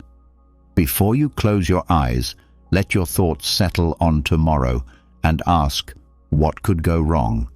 Not in a vague way, but in detail. Consider the tasks, conversations, and responsibilities waiting for you. Picture obstacles arising, delays, rejections, mistakes, unexpected losses. This is not pessimism, it is training. Just as a soldier rehearses battle before stepping onto the field, you rehearse adversity so that you do not freeze when it arrives. The point is not to torment yourself, but to prepare yourself. Once you name the possible failures, you must walk through them calmly. If tomorrow brings an argument at work, how will you respond? If plans collapse, how will you adjust? If someone criticizes you harshly, what words or silences will keep you steady? By creating these mental rehearsals, you train yourself not to react blindly. You give yourself a script grounded in reason. When the real event comes, you will not be caught unarmed. You will have practiced. This practice reshapes fear. Fear feeds on the unknown, on shadows not yet faced. By shining a light on them, you reduce their size. A possible failure seen in detail loses its mystery. You may still dislike it, but it no longer overwhelms you. It becomes something you can endure, perhaps even use to grow. The Stoics often wrote that fortune can take many shapes, but your mind can meet them all with the same strength once trained. The premortem also builds flexibility. When you see only one path for tomorrow, any disruption feels catastrophic. But when you rehearse multiple scenarios, you loosen attachment to a single outcome. You prepare your mind to pivot, to adapt, to remain steady no matter the twist. Flexibility is strength disguised as softness. A rigid tree breaks in the storm. A flexible one bends and survives. Premortems train that flexibility night after night. It is important to recognize that not all failures will arrive. Many of the scenarios you rehearse will never occur. But this does not make the exercise useless. It makes it liberating. By facing them in thought, you reduce their power even if they never come. You go through life lighter, less anxious, because you know you can withstand more than you once believed. Anticipated pain hurts less than unexpected pain. A common fear is that this practice will create negativity, filling the mind with dark thoughts before bed. The opposite is true if done correctly. The exercise is not about brooding, but about calming. Each scenario is followed by a Stoic response. You do not stop at, "What if I fail?" You continue to, "And this is how I will endure." The focus is not on catastrophe, but on resilience. The night becomes not a rehearsal of collapse, but a rehearsal of courage. The premortem can also strengthen gratitude. When you picture losses or failures and then wake to find they have not occurred, relief sharpens appreciation. The coffee you drink, the conversation that goes well, the plan that succeeds, all feel richer because you saw the shadow of their absence. Gratitude becomes not a vague feeling, but a direct response to the fact that the worst did not happen. Another benefit lies in decision-making. Many mistakes come from ignoring possible risks. By practicing premortems, you sharpen foresight. You begin to anticipate obstacles naturally, not with fear, but with readiness. This makes your choices wiser. You plan with contingencies, you prepare with patience, and you act with steadiness. Failures may still come, but they no longer feel like ambushes. This practice also humbles the ego. The mind often clings to certainty, convinced that tomorrow will follow your plan. Premortems remind you that control is limited. No matter how carefully you plan, chance and fate intervene. By accepting this nightly, you loosen arrogance and embrace humility. Humility is not weakness, it is alignment with reality, and reality always favors those who accept it. The exercise can be guided by questions. What if tomorrow my health falters? What if someone misunderstands me? What if I lose something I rely on? What if my efforts fall short? Each question opens a doorway to resilience. Each answer builds confidence that you can endure. These are not predictions, but preparations. They are rehearsals that strengthen the will. To embody the practice, pair it with the body's calm. As you breathe deeply, picture each failure. Then, with each exhale, picture your chosen response: patience, courage, silence, or reason. The breath becomes the link between fear and discipline. This physical rhythm ensures that the scenarios do not spiral into anxiety, but resolve into calm. Premortems also train perspective. When you rehearse multiple failures, you see that even the worst is not the end. A lost job is painful, but not death. A broken relationship hurts, but life continues. A mistake stings, but you rise again. Perspective shrinks what feels unbearable into what can be carried. This reframing is the heart of Stoicism, not denial of pain, but endurance of it. Over time, this nightly habit reshapes your waking life. You begin to catch yourself in moments of rising panic, remembering that you already rehearsed this. The meeting that goes badly, the delay in plans, the harsh words, you face them with steadiness because they are familiar. This familiarity dissolves shock, and without shock, anger and despair lose their fuel. The practice also frees you from the illusion of perfection. By rehearsing failures, you accept that mistakes are part of life. You stop demanding flawless days. This acceptance reduces disappointment and increases resilience. You learn to meet each day not with fragile hope for perfection, but with strong readiness for imperfection. There is wisdom in ending the exercise with a reminder of what remains within your control. You cannot prevent every failure, but you can always choose your response. You can choose patience over rage, courage over fear, calm over chaos. This awareness is empowering. It shifts focus from what may collapse tomorrow to what you can always uphold, your character. So tonight, when the world grows quiet and the day ends, let your mind walk through tomorrow's shadows. Name the possible failures, rehearse your responses, breathe deeply, and release fear. Do not see this as dark preparation, but as bright training. By facing what could go wrong, you strengthen what will go right, your calm, your courage, your reason. And when morning comes, you will rise not surprised by adversity, but ready for it, steady in the face of fortune and free from the tyranny of shock. When you have trained yourself to walk calmly through the possible failures of tomorrow, you gain a strength that many never develop, the power to face the uncertain without collapsing. Yet even with this preparation, another subtle enemy often lingers and threatens to disturb your peace: the opinions of others. What people say, what they think, how they judge, these shadows follow you through the day and sometimes into the night. If you carry them into sleep, they echo in dreams, weighing you down with fears of reputation and approval. The Stoics warned that no external judgment belongs to you.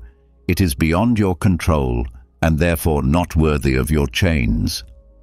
To embody this truth before sleep, they practiced what can be called the Cloak of Indifference, a mantra repeated until rest comes, shielding the mind from the arrows of opinion.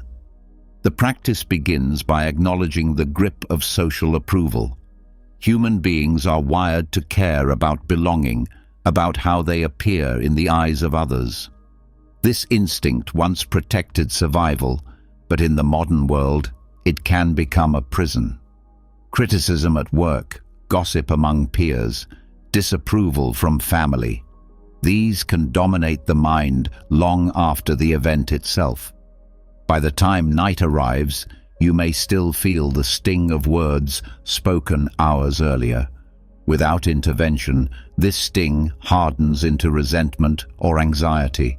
The cloak of indifference interrupts this cycle. The mantra is simple: what others think is not mine to carry. Whisper it quietly or repeat it silently in thought. Let it align with the rhythm of your breath.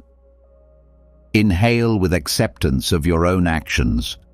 Exhale with release of their judgments. With each cycle, the words grow stronger and the grip of opinion loosens. This is not denial of social life. It is refusal to surrender your peace to forces outside your command. Indifference, as the Stoics taught it, is not neglect or arrogance. It is clarity. It is the refusal to mistake external noise for internal truth. Others may praise you, others may condemn you, but neither praise nor condemnation defines your worth. Worth is found in virtue, justice, courage, wisdom, self-control. These belong to you and cannot be taken. The cloak of indifference is woven from this knowledge. When repeated at night, it reminds your subconscious of where real value lies. To deepen the practice, call to mind the judgments that troubled you most during the day. Perhaps someone doubted your work, insulted your choices, or dismissed your effort. Instead of replaying their words with pain, wrap them in the cloak. Say to yourself, "This judgment is theirs, not mine. I cannot control their view, but I can control my response." As you repeat this, the sting fades. Their words remain, but they no longer penetrate. This exercise also builds humility.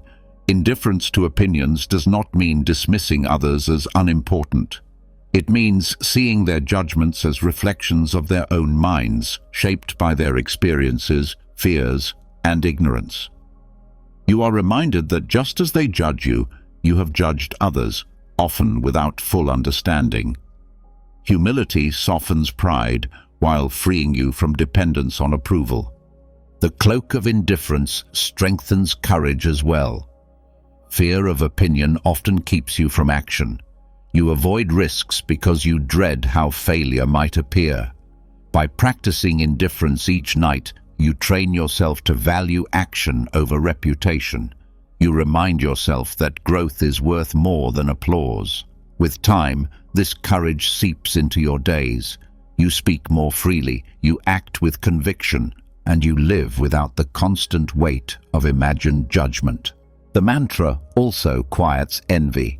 Much of jealousy arises not from genuine desire, but from comparison, seeing how others are praised while you are ignored.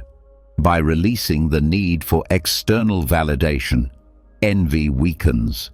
You no longer measure yourself against applause, but against your own principles. The cloak shields you not only from criticism, but also from the addictive lure of praise. Both are distractions from virtue. Pairing the mantra with silence deepens its effect.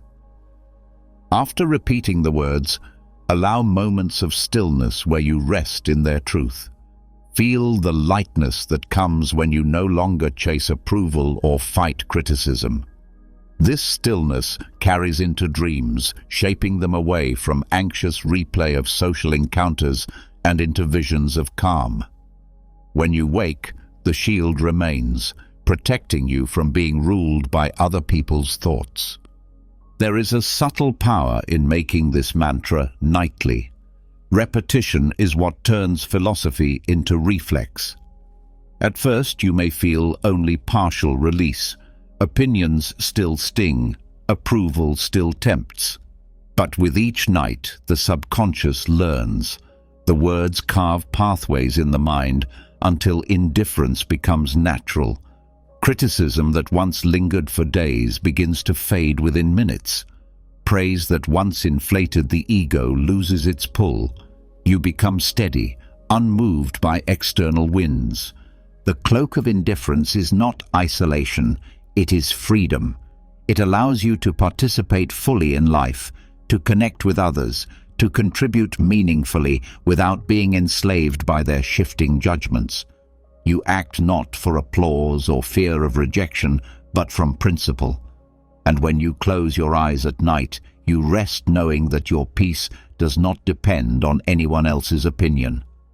So tonight, when the memories of others' words creep in, do not fight them with anger or replay them with pain.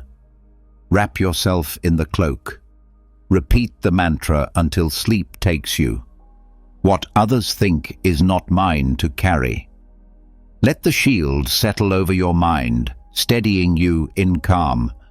Drift into rest, free from judgment, free from envy, free from fear of disapproval. And when you wake, you will rise with a lighter spirit, ready to live not by the noise of others, but by the strength of your own reason. When the cloak of indifference shields you from the weight of other people's judgments, there remains another subtle burden that often presses heavily on the heart: the sense that the world, or the people within it, owe you something. Even if you no longer crave approval, you may still carry expectations of fairness, of recognition, of kindness returned in equal measure.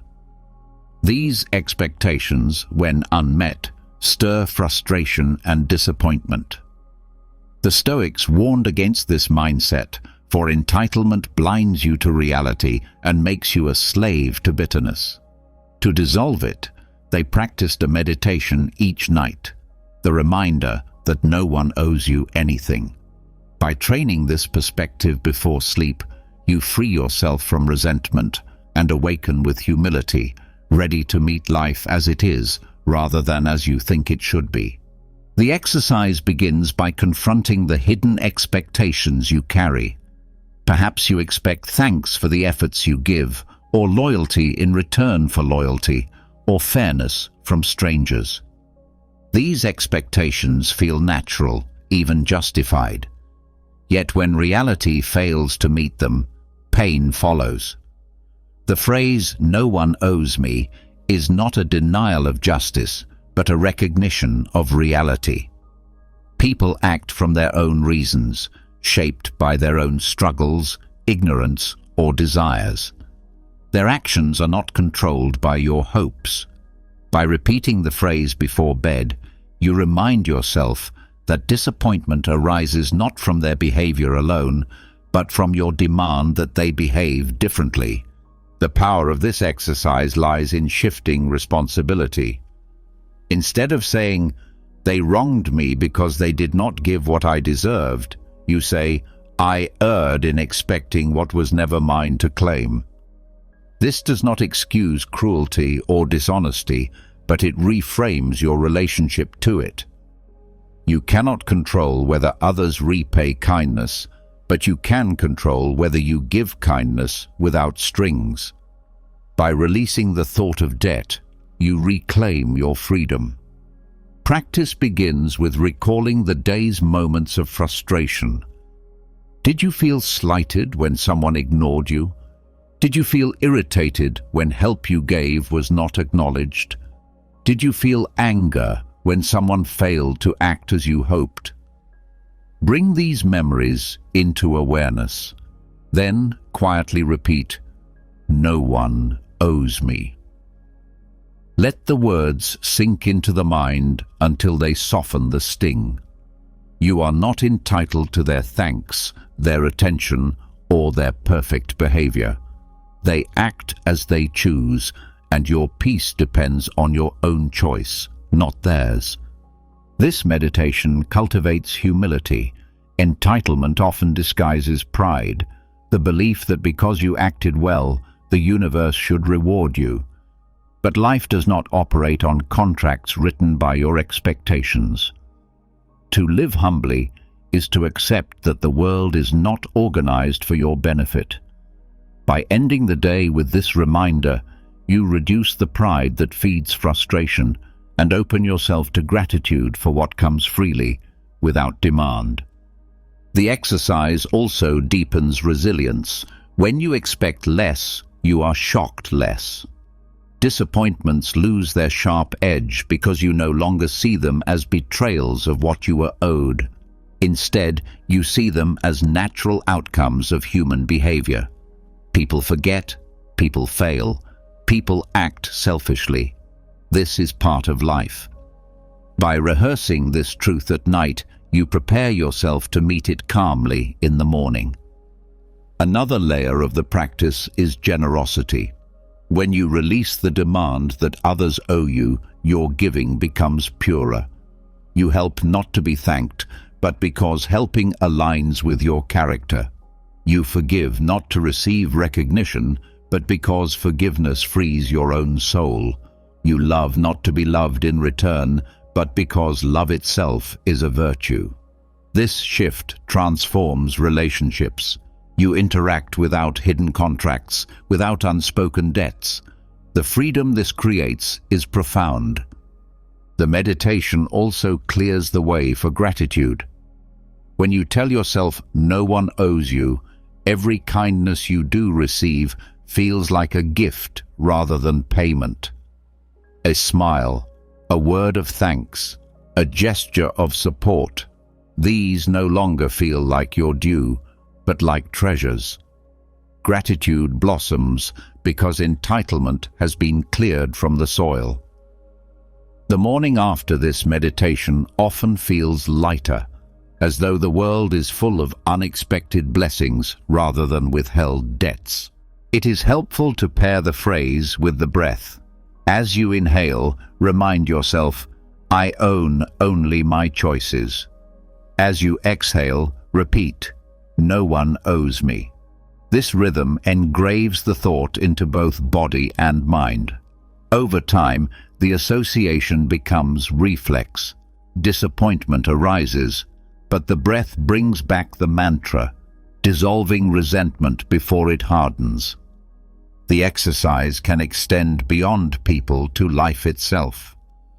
The universe owes you no guarantees of health, of wealth, of time. To expect permanence is to prepare for sorrow. By repeating, no one owes me, you also remind yourself that life itself is gift, not contract. Each breath, each sunrise, each chance to act is undeserved and therefore precious. This awareness sharpens gratitude and reduces bitterness toward fate. Another benefit is the breaking of cycles. Many conflicts continue because each side waits for the other to pay what is owed. An apology, recognition, a gesture of reconciliation. By practicing this meditation, you end your part in the cycle. You stop demanding what may never come. This does not make you weak. It makes you free. You are no longer trapped in endless waiting. You move forward, carrying only what is within your control. Over time, the exercise reshapes your view of justice. You stop confusing justice with personal satisfaction. True justice is about what is right, not about what repays you. By dissolving entitlement, you align more closely with reason, able to pursue fairness without the distortions of ego. This clarity strengthens your judgment and your interactions with others. The practice also protects against despair. Many lose hope because life did not deliver what they believed they were owed: success, recognition, ease. By accepting that nothing was ever guaranteed, despair softens into acceptance. You begin to see meaning not in what you receive, but in how you respond. Life is not debt repayment, it is opportunity. Each night that you end with this meditation, you sharpen humility, strengthen resilience, deepen gratitude, and free yourself from chains of expectation. The repetition of the mantra becomes a cleansing ritual, washing away the day's disappointments and leaving only clarity. When you wake, you no longer carry the heavy burden of "they should have" or "I deserved." You rise lighter, ready to face the day with calm humility. So when you close your eyes tonight, review the moments that frustrated you and whisper the truth to yourself. No one owes me. Let the phrase dissolve the chains of entitlement, replacing them with freedom and peace. Sleep then becomes not a refuge from disappointment, but a teacher of humility. And when you open your eyes in the morning, you step into a world where every kindness is a gift, every moment is undeserved grace, and your peace belongs only to your own reasoned choice. Releasing the belief that others owe you dissolves entitlement and leaves you freer to meet life as it comes. But once you shed those external expectations, you still face one of the most stubborn attachments of all: the body. No matter how much reason you cultivate, the body constantly reminds you of its presence, through appearance, aging, aches, and change. People spend endless energy worrying about how they look, how they compare, and how time alters them. This anxiety grows heavier at night, when silence amplifies self-criticism. The Stoics taught a liberating truth. The body is not truly yours. It is a loan from nature, given for a time, and one day it will be reclaimed. By practicing this meditation before sleep, you can soften attachment to beauty, reduce fear of decay, and rest in peace with what you cannot control. The meditation begins by recognizing how much power appearance holds over the mind. Praise or criticism about looks can affect mood more than reason allows. Wrinkles, scars, or weight can dominate thought even when character is neglected. The Stoics called this a misplacement of value. To place worth on what is fleeting is to guarantee disappointment. By reminding yourself that the body is borrowed, you loosen this grip. A borrowed item is cared for but not worshipped. You use it responsibly, but you do not stake your identity on it. Start by acknowledging the body with gratitude. As you lie in bed, consider that every breath, every heartbeat, every movement comes not from ownership, but from a gift. You did not design your body, you did not choose its form, and you cannot prevent its eventual decline. Yet it has carried you through the day, allowing thought, action, and experience. Gratitude reframes the relationship. Instead of criticizing what the body lacks, you thank it for what it gives. This gratitude quiets comparison and softens dissatisfaction. The practice deepens when you reflect on impermanence. Beauty fades, strength wanes, and health changes. To resist this truth is to fight nature itself. At night, whisper to yourself, "This body is mine to use, not mine to keep." By repeating this, you release the demand that your body remain unaltered. You prepare yourself to meet aging not with fear, but with calm. Wrinkles then become symbols of time lived, not threats to worth. Scars become stories of endurance, not stains. Decay becomes part of the cycle, not an enemy. This meditation does not promote neglect. The Stoics valued caring for the body as a duty, just as you would care for borrowed tools. You maintain it, feed it, and strengthen it, but you do not worship it. Neglect insults the gift. Obsession imprisons the mind. Balance is the goal, respect without attachment. Before sleep, review whether you treated the body as a wise steward or as a slave to vanity. This reflection builds responsibility without anxiety. Another layer is detachment from comparison. Much suffering comes from measuring your body against others. Comparison is endless because nature gives to each differently. One person has height, another strength, another beauty, another fragility. By viewing the body as borrowed, you see these differences as distribution, not injustice. Just as you would not envy another's borrowed cloak, you do not envy another's borrowed form. Each loan comes with its own conditions, and the value lies in how you use it, not in how it appears. This practice also addresses the fear of illness. Illness reveals the body's vulnerability, and anxiety grows when you believe the body should be immune. By reminding yourself that the body is borrowed, you accept fragility as part of the loan. Illness is not betrayal, but natural wear. This acceptance does not remove care. You still seek healing, but it removes despair.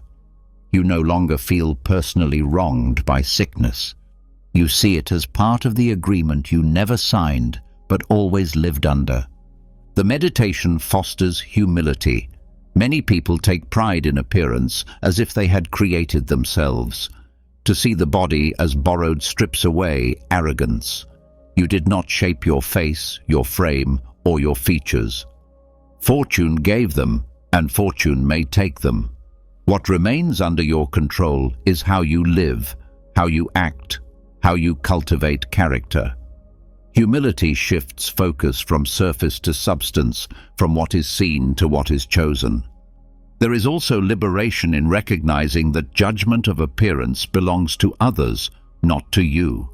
People will always form opinions about beauty, strength, or decline. But if the body is not yours to keep, their opinions lose weight. They are commenting on what belongs to nature, not to you. This awareness ties back to indifference. You are no longer chained to approval or shame. You care for the body responsibly, but live for the soul. To deepen the meditation, visualize returning the body to nature. As you drift into sleep, picture the body dissolving into the elements, earth, air, water, and fire, returning to the whole from which it came. This visualization dissolves fear of decay. You see yourself not as losing, but as rejoining. The thought of death becomes less terrifying because it is framed as restoration rather than theft. Pairing this reflection with breath strengthens it. Inhale as though borrowing air, exhale as though returning it. Each cycle reminds you that life itself is loaned moment by moment. You own nothing permanently, not even breath, yet in each cycle you experience fullness. This rhythm engraves humility and gratitude into the subconscious, preparing you to wake lighter. The practice also reshapes identity. Many define themselves by appearance, but the Stoic path points elsewhere. You are not your face, your skin, or your frame. You are your judgments, your choices, your principles. By repeating this truth before bed, you detach identity from appearance. Aging no longer threatens your sense of self, because your true self does not age in the same way. Virtue sharpens with time, even as the body weakens. Another benefit is freedom from consumerism. Much of modern life thrives on fueling anxiety about appearance, selling endless products to resist natural change. By practicing the body as borrowed meditation, you weaken this grip. You stop seeing yourself as broken, needing fixing, and instead see yourself as temporary, needing stewardship. This shift reduces endless craving and fosters contentment. Over time, the nightly repetition of this meditation builds peace with imperfection. You stop criticizing your reflection with hostility. You see it as a passing form, valuable but not defining. This acceptance carries into the day. Compliments or insults about appearance no longer shake you. They may register, but they do not rule. You stand steadier, rooted in a truth deeper than skin. So tonight, when silence settles and the mirror of thought grows sharp, remind yourself, the body is borrowed. Care for it. Use it wisely, but do not cling. Let go of anxiety about beauty. Let go of fear of decay. Let go of obsession with comparison. Rest in gratitude for the loan you hold, knowing it will one day return to nature. And sleep peacefully, free from the weight of appearances, anchored instead in character, the one possession that is truly yours. When you see your body as something borrowed, no longer clinging to it as a permanent possession, a sense of lightness follows. You realize that much of what once caused anxiety is only temporary. Yet even with this freedom, another challenge waits in the heart, the way we carry the behavior of others. Insults, betrayals, or simple acts of thoughtlessness often leave a residue that weighs heavier than concern for appearance. Left unexamined, these grievances turn into grudges, poisoning rest and rising again with the dawn. The Stoics warned that anger and resentment are burdens that harm the one who holds them more than the one who caused them. To dissolve them, they practiced a radical shift in perspective, role reversal.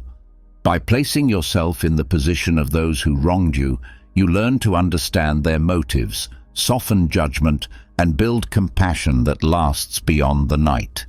The exercise begins with honesty. Before sleep, recall the faces and words that disturbed you during the day. Do not deny the sting. Acknowledge the frustration, the anger, the disappointment. But instead of feeding these feelings, step into reversal. Ask yourself, if I were them, with their fears, their pressures, their upbringing, their ignorance, how would I have acted? This is not about excusing harm, but about understanding its roots. Most actions that wound others arise from weakness, not malice. By practicing this reversal, you begin to see that cruelty often grows out of pain, impatience out of stress, selfishness out of fear. The meditation deepens when you consider your own faults. How many times have you spoken harshly without intending deep harm? How many times have you failed others out of distraction, laziness, or ignorance? When you recall these moments, you realize that you too have been the source of someone else's frustration. By admitting this, you soften your anger toward others. Role reversal reveals a shared humanity. We stumble, we fail, we hurt, often without full awareness. This recognition loosens the grip of resentment. To strengthen the practice, go step by step. Choose one person who wronged you today. Picture them clearly. Then, as if you were an actor taking their role, walk through the scene from their eyes. What pressures weighed on them? What fears haunted them? What misunderstanding might have shaped their words? The more vividly you enter their perspective, the more your hostility weakens. Compassion replaces condemnation. Even if their action remains wrong, your heart shifts from wishing punishment to wishing clarity for them. This nightly role reversal builds humility. It reminds you that your own perception is limited. You see only the surface of others' actions, rarely the struggles behind them. By practicing this shift, you train yourself to suspend immediate judgment. Instead of saying, "They are cruel," you learn to say, "Perhaps they are burdened." This humility carries into your waking life, softening interactions and preventing grudges from forming so easily. The exercise also protects sleep. Resentment has a way of echoing in the silence of night, replaying conversations and sharpening anger. Role reversal interrupts the cycle. By reframing the story, you replace bitterness with empathy. Sleep then becomes peaceful, untroubled by endless replays. You wake refreshed, not already drained by the grudges of yesterday. There is also a practical benefit. By understanding the motives of others, you become wiser in dealing with them. Compassion does not mean allowing abuse, but it does mean responding strategically rather than reactively.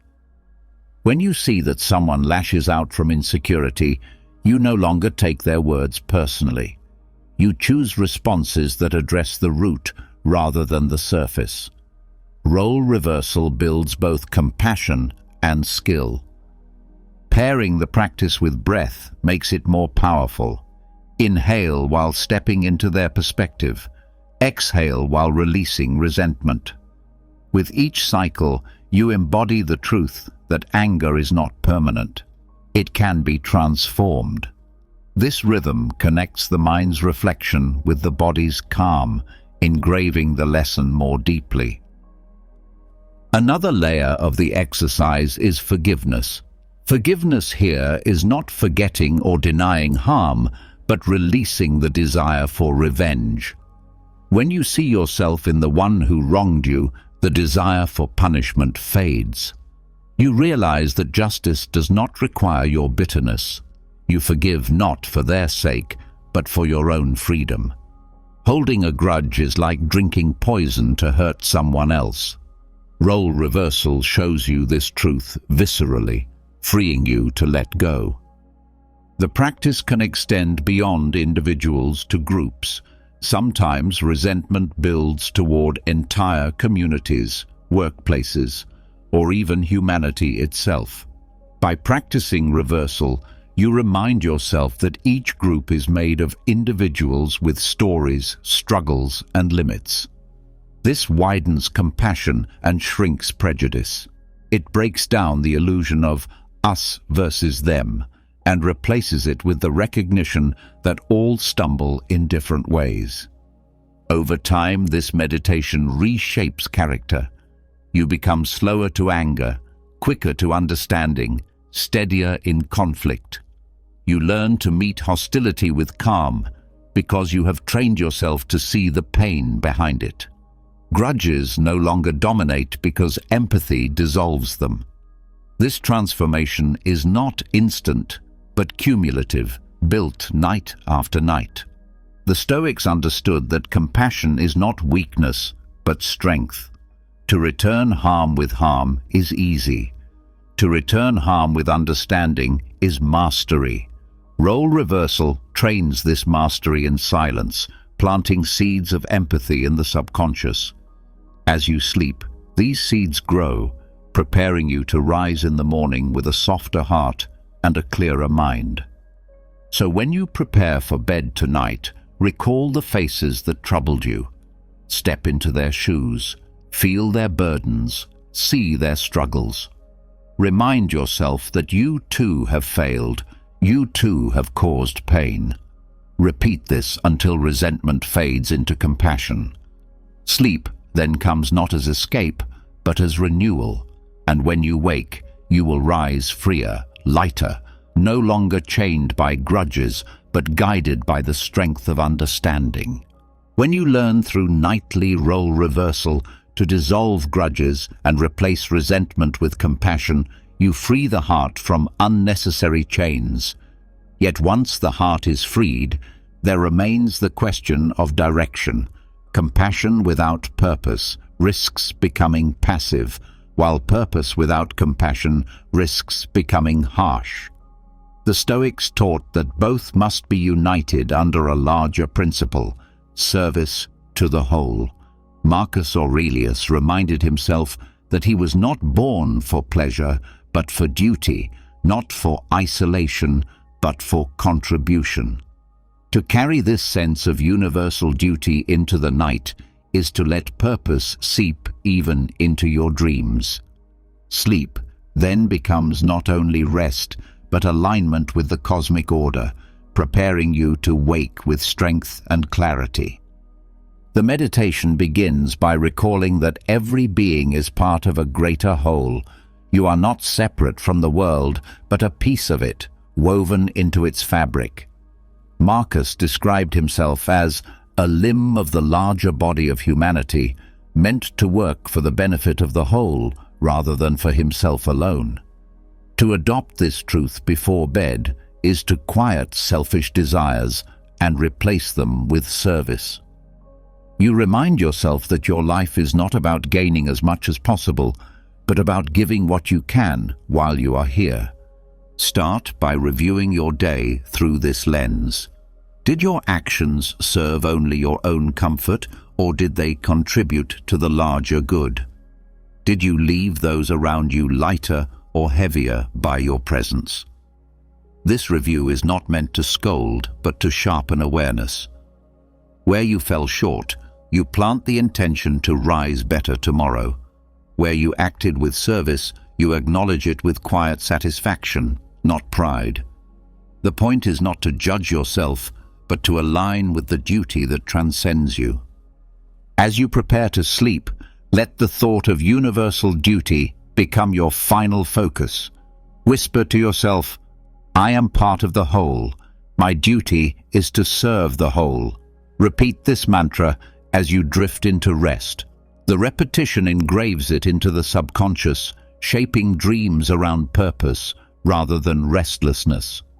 Even in unconsciousness, the mind absorbs direction.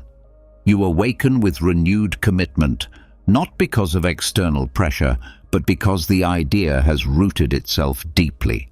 This practice builds resilience. Many of life's frustrations come from personal desires being blocked. But when your orientation is toward the greater good, obstacles lose their sting. If a plan fails, you ask not, "What did I lose?" but "How can I still serve?" Duty reframes setbacks into new opportunities. By carrying this attitude into sleep, you strengthen your readiness to meet disruption with calm determination. The meditation also sharpens humility. Marcus was emperor, yet he constantly reminded himself that he was only one part of the whole. His status did not exempt him from service, it bound him to it even more. By practicing this reflection, you remind yourself that your importance lies not in position or recognition, but in contribution. The cosmic order cares little for your reputation, it values harmony. By aligning with this, you dissolve ego and replace it with responsibility. Another layer is the acceptance of mortality. Service becomes urgent when you remember that your time is short. By telling yourself each night, "My duty lasts only while I am here," you awaken urgency without panic. You stop wasting time on trivialities and focus on what endures. The thought of cosmic duty turns mortality from a source of fear into a call to action. This practice also heals loneliness. Many suffer from a sense of isolation, believing their lives lack meaning. But when you see yourself as part of the larger whole, you realize you are never alone. Your every action ripples outward, affecting others in ways you may never see. Sleep becomes more peaceful when you rest knowing that your existence is woven into the fabric of the universe. Pair the meditation with breath. As you inhale, think, "I am part of the whole." As you exhale, think, "I serve the whole." Let the rhythm engrave the truth into body and mind. Over time, this association becomes automatic. You no longer see yourself as isolated, but as a constant contributor. This steadies you against despair and strengthens your resolve. Another benefit is clarity of priorities. When you remind yourself nightly of duty, you see how little value lies in trivial pursuits. Status, vanity, and personal indulgence fade. What matters is justice, kindness, courage, and wisdom, virtues that strengthen the whole. This clarity makes decision-making simpler. Each choice is weighed not by personal gain, but by service. Sleep with this clarity, and you wake with it as well. Over time, the practice becomes transformative. Dreams themselves may begin to carry themes of service and connection. The subconscious continues the work of aligning you with purpose, reinforcing lessons without your awareness. This is how philosophy moves from theory into the marrow of life. You do not merely think of duty, you embody it. The emperor's sleep is not limited to those with grand titles. It belongs to anyone who chooses to live for more than themselves. Each night, as you surrender to rest, remind yourself that you are part of something vast, and your role is to contribute. Let this truth carry you into dreams, and wake prepared to serve not grudgingly but willingly, as Marcus urged, like the eye that sees or the hand that grasps, doing its work naturally and without complaint. So, tonight, when you close your eyes, repeat the truth of your place in the whole. Let purpose sink into your heart until it shapes even your dreams. Rest not in selfishness, but in service. Wake not with aimless desire, but with directed strength. This is the emperor's sleep. to carry cosmic duty into the night and to rise with purpose in the morning, steady, humble, and ready to serve. When you end the day by adopting a sense of cosmic duty, even in sleep, your heart is aligned with service and your mind is freed from the traps of ego. But there remains another subtle weight that can weaken purpose: attachment to comfort. Even the noblest intentions are easily softened by the craving for softness, warmth, and ease. Luxury whispers promises of security, but in truth, it erodes resilience. The Stoics taught that comfort is not evil, but dependence on it is dangerous. A life anchored to comfort becomes fragile, unable to endure change or hardship. To train freedom from this chain, they practiced indifference to comfort, often beginning with the simplest ritual of all: sleep. By simplifying the way you rest, you sharpen strength, detach from excess, and prepare yourself to wake with greater resilience. This practice starts by questioning the assumptions you carry about rest. You may believe that a good night's sleep depends on perfect conditions: the softest mattress, ideal temperature, silence, and familiar surroundings. But these conditions are not guaranteed. Illness, travel, poverty, or disaster may remove them in an instant. If you rely on them absolutely, your peace is hostage to chance. To train indifference is to prove to yourself that you can rest with less. By loosening attachment, you reclaim freedom. The meditation begins with voluntary simplicity. Before bed, remind yourself, I do not need perfect conditions to rest. I need only to surrender to nature's rhythm. This shift removes anxiety about sleep. Many suffer because they overthink their environment, worrying about pillows, sounds, or minor discomforts. By choosing to simplify, you accept what is present. Even a hard surface becomes enough. Even a noisy night becomes bearable. This mental shift prepares you to face hardship calmly when it arrives. The Stoics often recommended practicing poverty in thought and action. This meant occasionally eating simple food, wearing plain clothes, or sleeping on the ground. The purpose was not punishment, but training. When you experience less by choice, you weaken fear of losing more. By lying down with minimal comfort, even just a thinner blanket or fewer pillows, you remind yourself that rest belongs to the body's nature, not to luxury's promise. The body will adapt, and the mind will grow stronger for having endured. This practice also reshapes your relationship with luxury.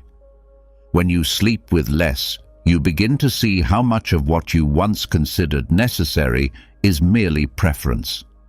Preferences can be enjoyed, but they should not enslave you. By stripping down your ritual, you separate what is truly essential from what is indulgence. This clarity sharpens gratitude.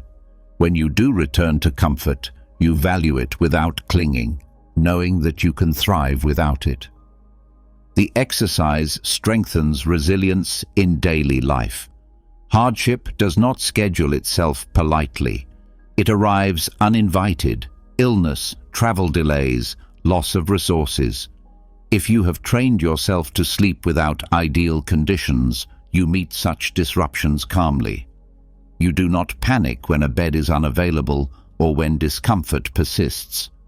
You accept, adapt, and endure. The training of nightly simplicity becomes a shield against panic in real adversity. There is humility in this practice as well.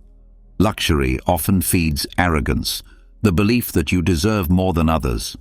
By sleeping with less, you remind yourself that you share the same needs as all people: a place to lie down and close your eyes.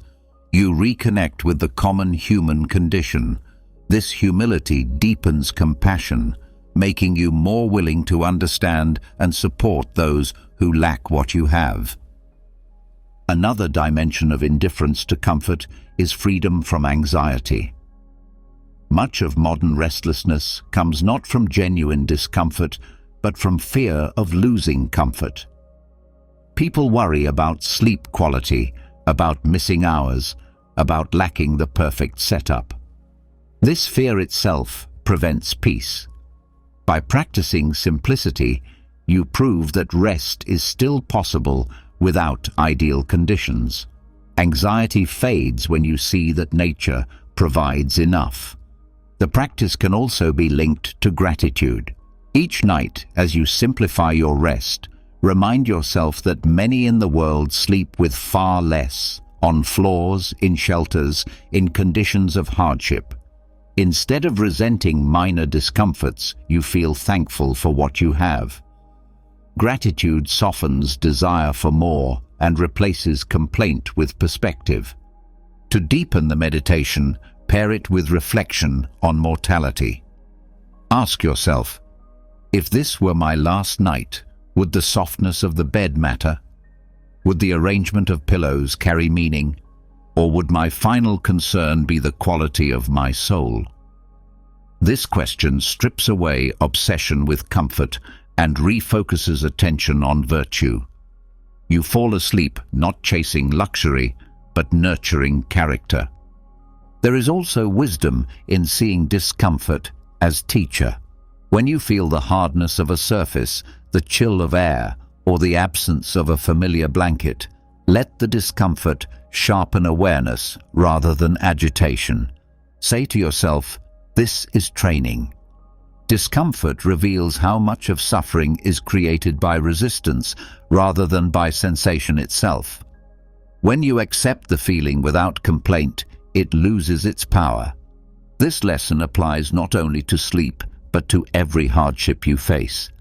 The exercise trains endurance. Each time you rest with less, you expand your ability to remain calm under strain.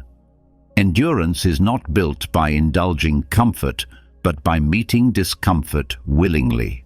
This endurance grows silently, showing itself later when life tests you with true difficulty. By then, your mind already knows the path of calm acceptance. Another benefit is the sharpening of discipline. Indifference to comfort requires deliberate choice. The temptation to seek luxury will whisper to you each night. To resist this whisper, even in small ways, strengthens the will. The discipline you build in sleep extends to waking life. You become more capable of resisting impulses, delaying gratification, and choosing long-term strength over short-term ease. This practice also aligns you with nature. Nature provides the basics: earth to rest upon, air to breathe, a body to carry you. Luxury is a human invention, often useful but never necessary. By stripping back your ritual, you rejoin this natural simplicity. You remember that the body is designed to adapt, not to be pampered endlessly. This alignment with nature is at the heart of Stoic philosophy. To live in harmony with what is, not in endless struggle for what is extra. As the practice becomes habit, you notice greater freedom. You no longer dread nights away from home, unfamiliar beds, or imperfect conditions. You rest anywhere because you have trained indifference. This freedom is profound. It means your peace is not tied to circumstances, but carried within you. So, tonight, simplify. Lay down without excess. Let go of demands. Release the craving for perfect conditions. Tell yourself, I need little to rest, and I can endure much. Let sleep come as it will, not as you command. With each night of practice, you weaken the grip of comfort, strengthen resilience, and awaken lighter, freer, and more prepared for life's hardships. This is the Stoic path to indifference, training not through denial of rest, but through mastery of attachment. And from this mastery grows the quiet power to meet each day unshaken. When you train yourself to detach from luxury and rest with less, You loosen the grip of dependence and strengthen resilience. Yet even with such discipline, there are nights when rest simply refuses to come. The body may be weary, but the mind remains awake, circling through thoughts with relentless energy. Most people meet this with frustration, calling it a curse, tossing and turning until dawn arrives with heaviness. But the Stoics saw sleeplessness differently. For them, wakefulness in the night was not wasted time, but an unexpected teacher. Insomnia, approached with patience, could become training in endurance, reflection, and even gratitude. Instead of resisting it, they invited it as part of nature's rhythm, another chance to practice philosophy. The first step in this practice is to release resistance. Much of the suffering caused by insomnia is not from the lack of sleep itself, but from the anger at being awake. The mind insists that rest must come, and when it does not, panic builds. The heart races, thoughts multiply, and exhaustion deepens. By surrendering the demand, you stop adding pain to the condition. You tell yourself, if sleep comes, I accept it. If not, I will use these hours differently. This shift dissolves urgency and transforms wakefulness into opportunity. Once you accept the state, the night becomes a place for patience. Patience is rarely trained in comfort. It is forged in difficulty. Lying awake with nowhere to go and nothing to distract you, you face the raw truth of waiting. You cannot force sleep. You can only endure calmly until it arrives. Each night of insomnia becomes practice in this endurance, and with repetition, patience strengthens, carrying into the challenges of the day. The sleepless night also offers space for reflection. During the day, distractions are constant, but in the stillness of night, thoughts rise more clearly. Instead of fearing them, you can examine them. Ask yourself, what is troubling me? What fears am I carrying? What attachments are weighing on me? In this way, insomnia becomes a mirror, showing you the unrest already within. Sleep was not stolen from you. It was delayed so that you could confront what you often avoid. The practice can be deepened by turning to gratitude. While awake, reflect on what remains steady. You still breathe, your heart still beats, the world still holds you. Even sleeplessness is a sign of life, a reminder that you are still here to experience it. Gratitude reframes insomnia from curse to companion. Instead of resenting the night, you thank it for another chance to practice awareness. There is wisdom in using the hours for meditation. Focus on breath, on repetition of simple Stoic truths, or on the review of the day. These exercises are not wasted because sleep is absent. They are valuable because wakefulness sharpens them. The mind, stripped of distractions, absorbs lessons more deeply in silence. By the time morning arrives, you may feel tired in body, but steadier in soul. Another benefit of embracing insomnia is humility. Sleeplessness reminds you that you are not in control of everything, not even of your own body's rhythms. This truth humbles pride and trains acceptance. You learn to live with limits without despair. You stop demanding constant mastery over nature and instead cooperate with it. The Stoic night watch also teaches detachment from time. Most anxiety and sleeplessness comes from watching the clock, fearing lost hours. But when you detach from the measurement of time, you stop fueling panic. Hours become moments, and moments become opportunities. Even if rest does not come, peace can. The lesson is that life is not measured only by efficiency, but by the quality of presence. There is also an element of resilience in treating insomnia as training. Just as soldiers practice endurance by standing guard in long nights, You practice endurance by staying calm through wakefulness. The mind learns that you can face fatigue without collapsing. You wake not destroyed but seasoned, more capable of carrying tiredness without complaint. This resilience is strength that luxury cannot provide. The practice can also dissolve fear of future wakefulness. Many dread bedtime after a night of insomnia, fearing it will repeat. This fear itself feeds the problem. By reframing insomnia as teacher, you remove the dread. If wakefulness returns, you no longer panic. You welcome it as another chance to practice. Fear weakens when the enemy becomes a friend. Over time, embracing insomnia reshapes character. You become less reactive, more patient, and more accepting of limits.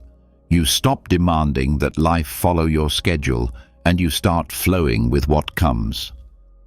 This shift extends beyond sleep into every area of life.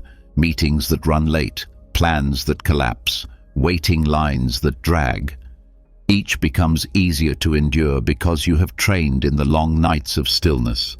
So when you find yourself awake tonight, do not curse the dark hours.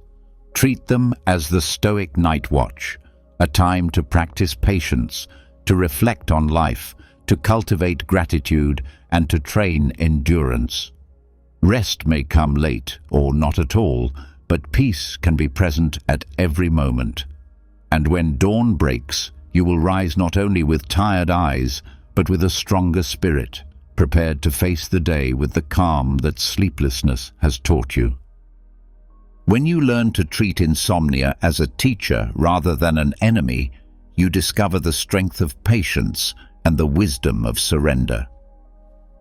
Wakefulness at night shows you how much of life's turmoil comes not from events themselves, but from the judgments you attach to them.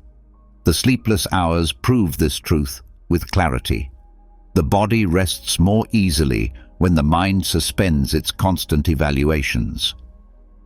From this realization grows another powerful exercise, the choice to fast from judgment itself. For one night, you place aside every opinion, every label, every conclusion about others, and even about yourself. By suspending judgment until dawn, you allow the mind to clear, leaving behind the distortions of bias and expectation. In the morning, perception sharpens, and you wake lighter, free from the weight of unnecessary verdicts. The practice begins with awareness of how deeply judgment shapes daily life. Every encounter, every word, every gesture triggers an evaluation. You decide almost instantly whether you approve, disapprove, admire, dislike, or condemn. These judgments seem harmless, but they accumulate like dust, clouding perception and creating constant tension. By nightfall, the mind is heavy with unspoken opinions, many of them unexamined. The Stoics warned that such judgments enslave the soul because they create attachments to illusions. A nightly fast frees you from this weight. To begin, commit to the discipline of suspension. As you prepare for rest, tell yourself, "Tonight I release all judgments. I will not declare who is good or bad, who is wise or foolish, who is worthy or unworthy. I will let people and events simply exist until dawn." This vow does not erase thought, but redirects it. Instead of labeling, you observe. Instead of condemning, you allow. The practice is not passivity, it is clarity. As you reflect on the day, notice the judgments you made. Perhaps you criticized someone silently, praised another excessively, or compared yourself harshly to others. Recognize these judgments without feeding them. Say to yourself, "That is opinion, not truth. Tonight, I set it aside." This detachment loosens the grip of resentment, envy, and pride. The mind begins to feel lighter as it lets go of the endless commentary it carries.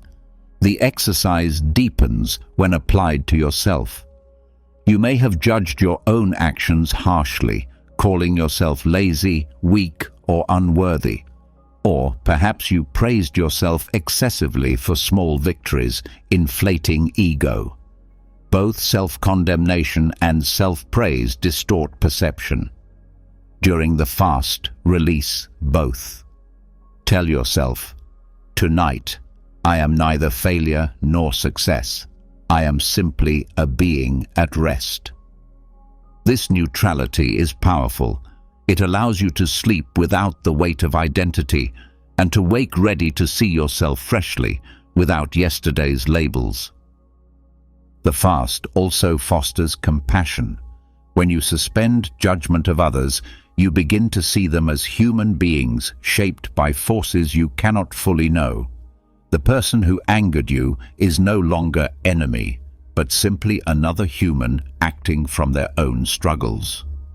The person who disappointed you is no longer worthless, but a fellow traveler with flaws like your own.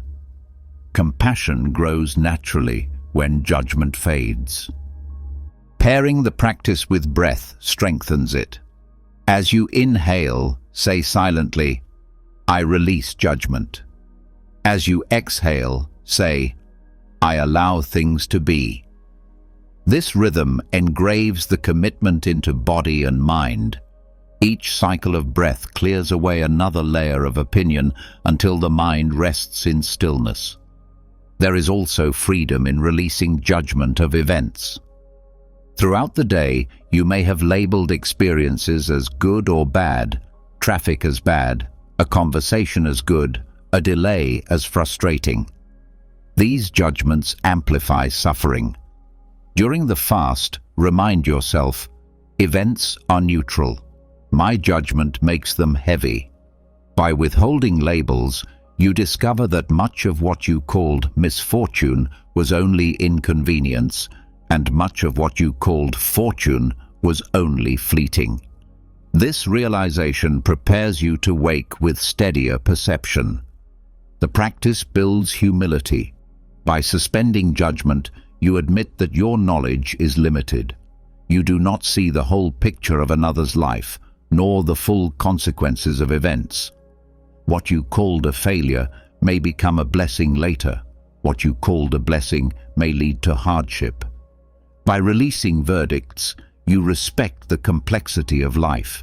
This humility dissolves arrogance and invites patience.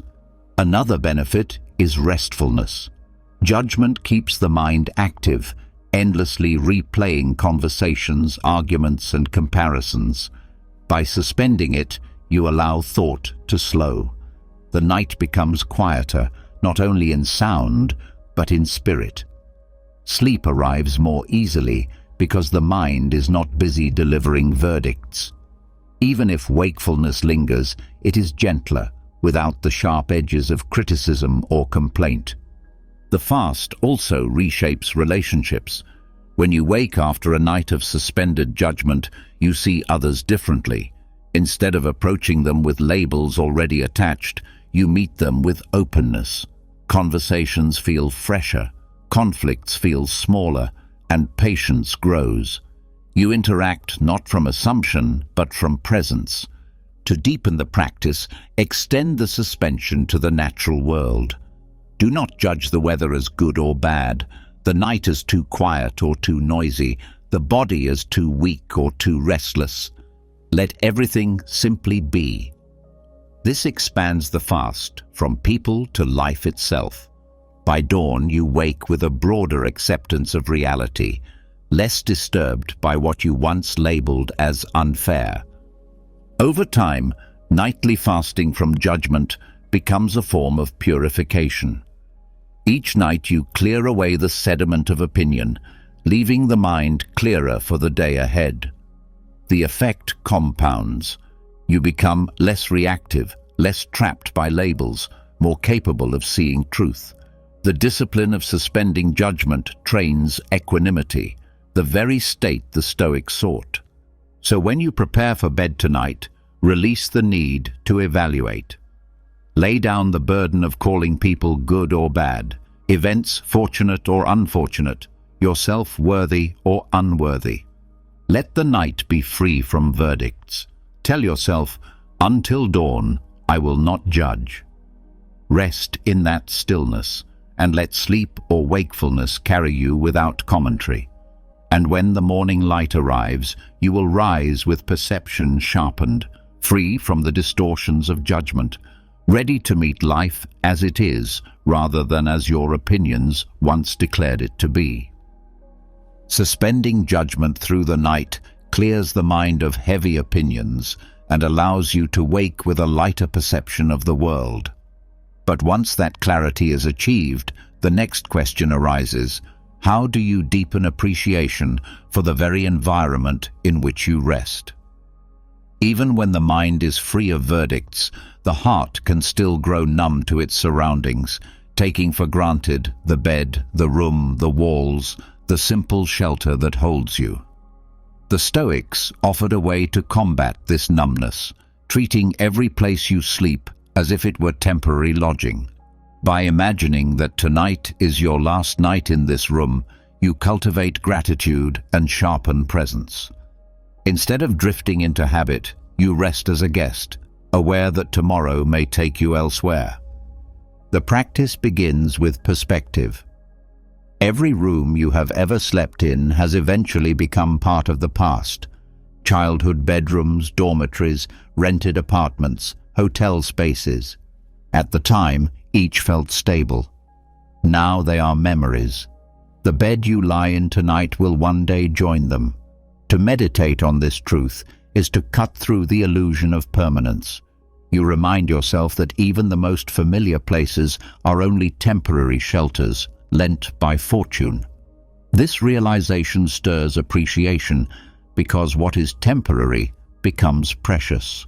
Start by observing the details of your environment with fresh eyes.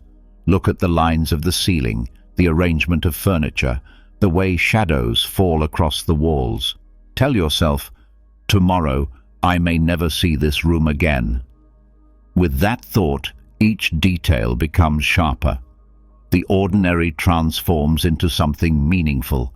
The cracks, the imperfections, the comfort, all become worthy of notice.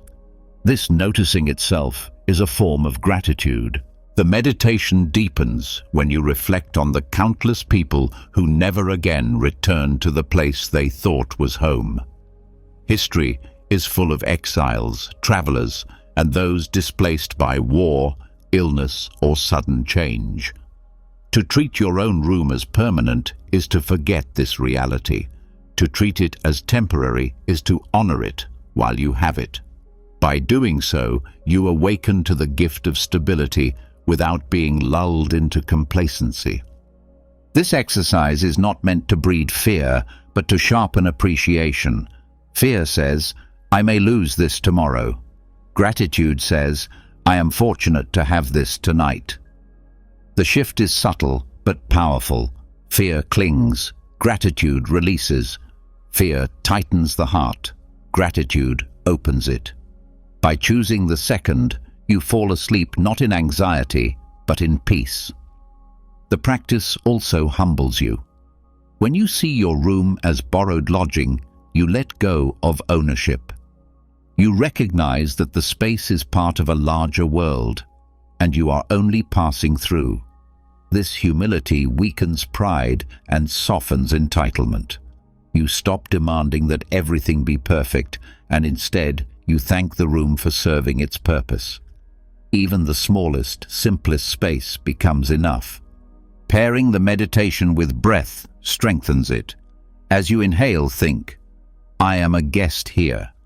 As you exhale, think, I give thanks for this shelter. This rhythm engraves the truth into both body and mind. Over time, you begin to treat every space you enter with respect, whether it is large or small, familiar or foreign. Another benefit is detachment. By practicing nightly awareness of impermanence, you weaken the fear of losing home, possessions, or stability. You train yourself to adapt, to carry peace regardless of surroundings. If tomorrow brings change, you will meet it calmly, because you rehearsed it in thought. This detachment does not make you careless, it makes you freer. The practice also refines presence. Much of life is dulled by habit. You stop noticing what surrounds you because you assume it will always be there. By treating each night as the last in your room, you break habit's spell. You become attentive again, aware of textures, sounds, and scents. Presence returns, and with it, a deeper connection to life. Reflect also on the people connected to your space.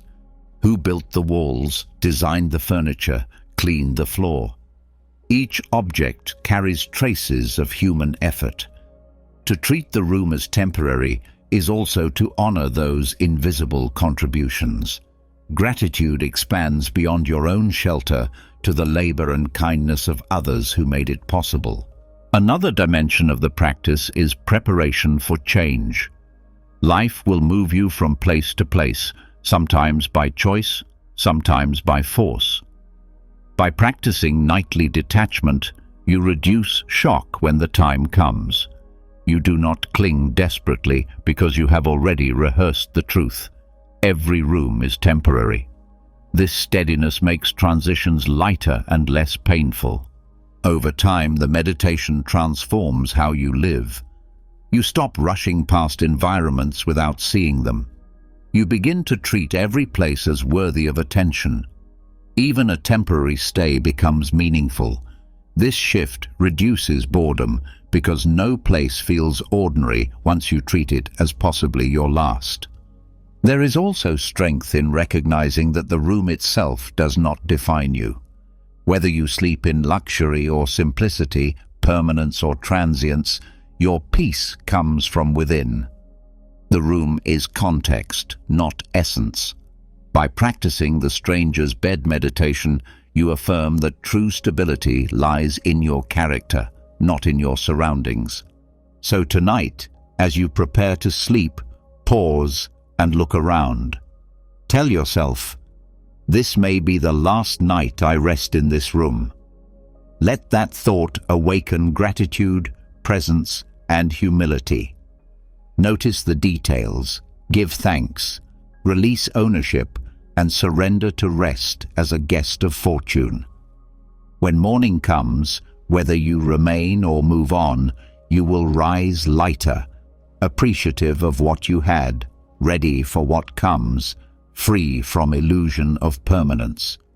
This is the gift of the stranger's bed, to turn the ordinary into the precious, and to teach you that every place, like every day, is temporary and therefore sacred. When you end the day by treating your room as temporary lodging, gratitude sharpens and you begin to see life as a sequence of brief stays, each moment borrowed rather than owned. From this awareness naturally arises another practice, one that confronts the passage of time itself. Just as no room is truly permanent, no moment is either. Time flows steadily, grain after grain, never stopping, never returning. The Stoics often warned that the greatest mistake is to act as though time is endless. To correct this illusion, they used images of mortality and urgency. One of the most powerful is the hourglass, sand falling grain by grain until nothing remains.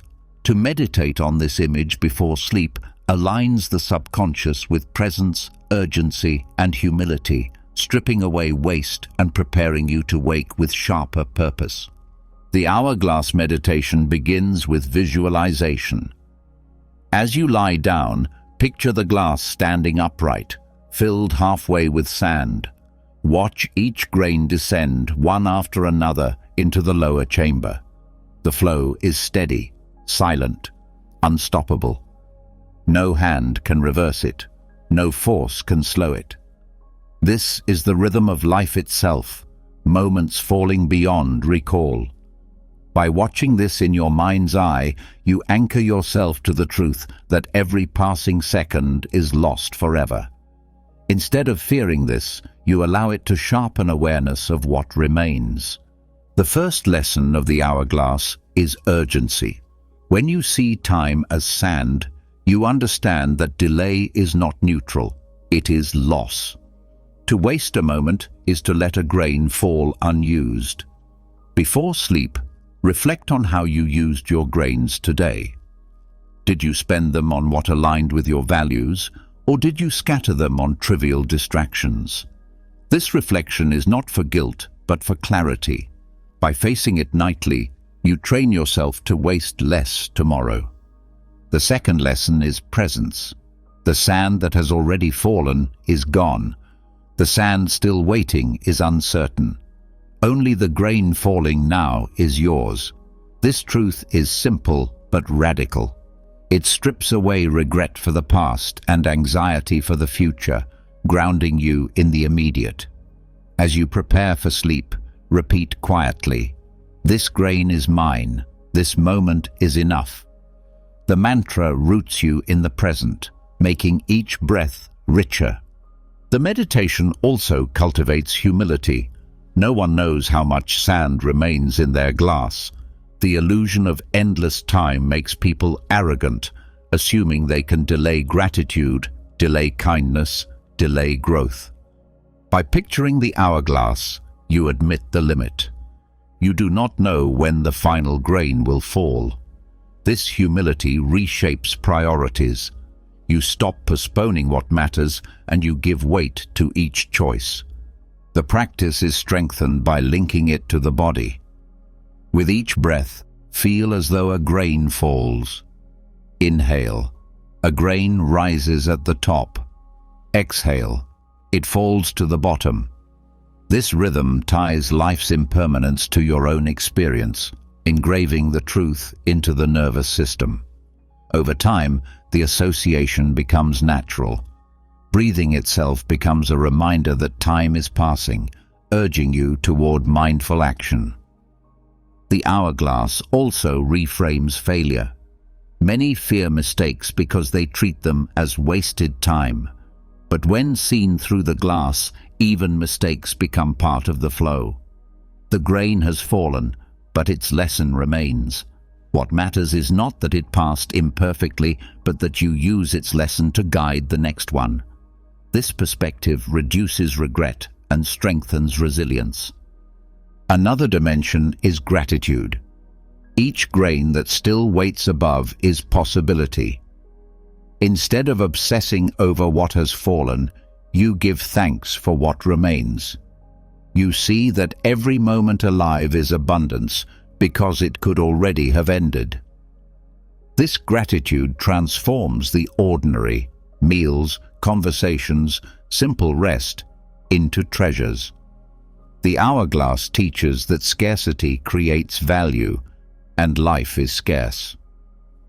This meditation also disciplines the mind against distraction. Many waste hours because they believe time is endless. The hourglass dissolves that illusion. When you watch grains fall, scrolling through meaningless content or indulging in gossip feels heavier. It is not just pastime, it is lost life. The image creates a natural resistance to waste. It does not require harsh rules, only the constant reminder that grains are limited. The practice builds courage as well. Fear often delays action. People wait for perfect conditions, convincing themselves they will have time later. The hourglass says otherwise. Later may never come. The falling sand demands that you act now, imperfectly but sincerely. By rehearsing this truth nightly, you strengthen courage to face challenges in the day. The meditation can be deepened by recalling mortality. The final grain will fall, and you cannot know when. To dwell on this is not despair, but liberation. It frees you from trivial worries and aligns you with virtue. If tonight were the last, would you want to sleep in anger, in resentment, in fear? Or would you want to sleep in peace, having lived today as fully as you could? This question clarifies, cutting away illusions. The hourglass also shapes dreams. When carried into sleep, the image plants urgency in the subconscious. Dreams may echo with themes of time, with reminders to act, to forgive, to focus. Even without lucidity, the subconscious absorbs the lesson, preparing you to wake more aligned with purpose. To make the practice practical, end each night with 3 reflections. What grains did I use well today? What grains did I waste? And how will I use the grains of tomorrow? Keep the answers simple, honest, and brief. This ritual prevents self-deception and turns the hourglass into daily training. Over weeks and months, the effect compounds. You notice procrastination weakening, gratitude strengthening, and presence deepening.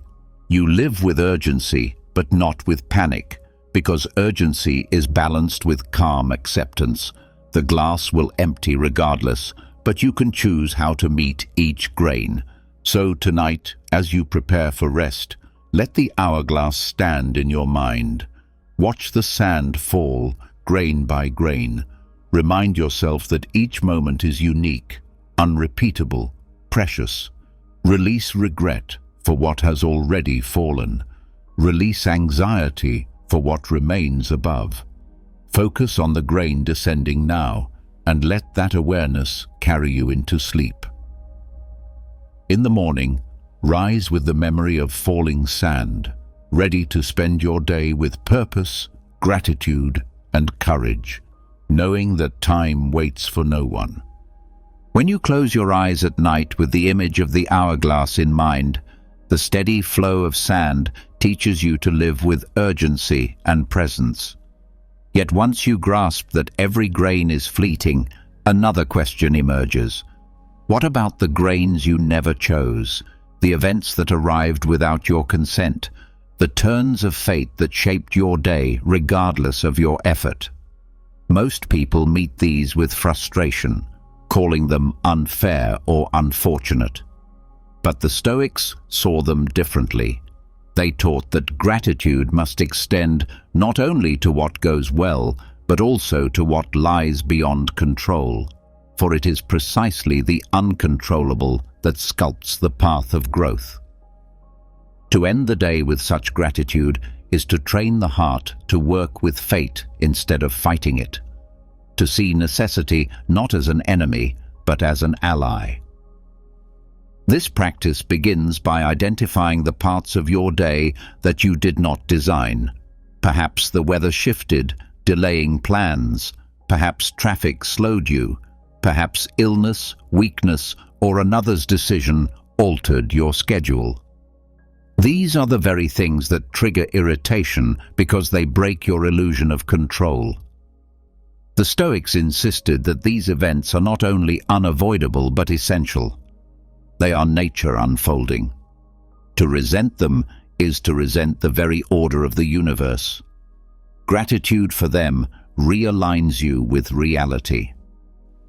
To train this, review your day with deliberate focus on the uncontrollable. Say to yourself, "This event was not mine to command, yet it shaped me." If rain forced you indoors, perhaps it gave you quiet time. If someone criticized you, perhaps it exposed a weakness in patience. If illness made you rest, perhaps it prevented greater harm. The point is not to romanticize suffering, but to acknowledge that even the unchosen can carry value. Gratitude sharpens when it extends beyond comfort into necessity. The practice also builds humility. Gratitude for what is uncontrollable means admitting that you do not hold the world in your hands. You are a participant, not a ruler. The sun rises, the earth turns, countless causes and effects unfold without your permission. Yet you benefit from them constantly: the breath you inhale, the food that grows, the shelter that holds you. To end the day thanking what you could never design places you in right relation to life. It dissolves arrogance and awakens awe. Another layer is freedom from resentment. Anger often festers because you believe things should have gone differently. But when you choose to be grateful even for what opposed you, resentment weakens. You see hardship as part of the larger fabric, not as a personal attack. Gratitude transforms obstacles into allies. This shift does not erase difficulty, but it prevents bitterness from consuming you. The exercise can be paired with silence. As you lie in bed, name the uncontrollable elements of your day: weather, chance encounters, delays, outcomes of effort. After naming each, pause and say, "Thank you," not because they were easy, but because they were real. The pause deepens sincerity, preventing the words from becoming ritual. Over time, the heart learns to respond with thanks automatically, even before frustration takes hold. This practice reshapes perception of fortune. Most people divide events into good and bad based on preference, but when you learn to thank the uncontrollable, the division softens. Events become material rather than verdicts. They are raw clay, and your character is the sculptor. With gratitude, even adversity becomes useful, because it provides the clay from which patience, courage, and wisdom are formed. There is also strength in extending this gratitude to past hardships. Reflect on difficulties long gone, failures, losses, betrayals. At the time, they felt unbearable. Yet now you can see how they shaped your endurance. By thanking them in retrospect, you train yourself to see present hardships with the same clarity. If past pain proved useful, why should present pain be any different?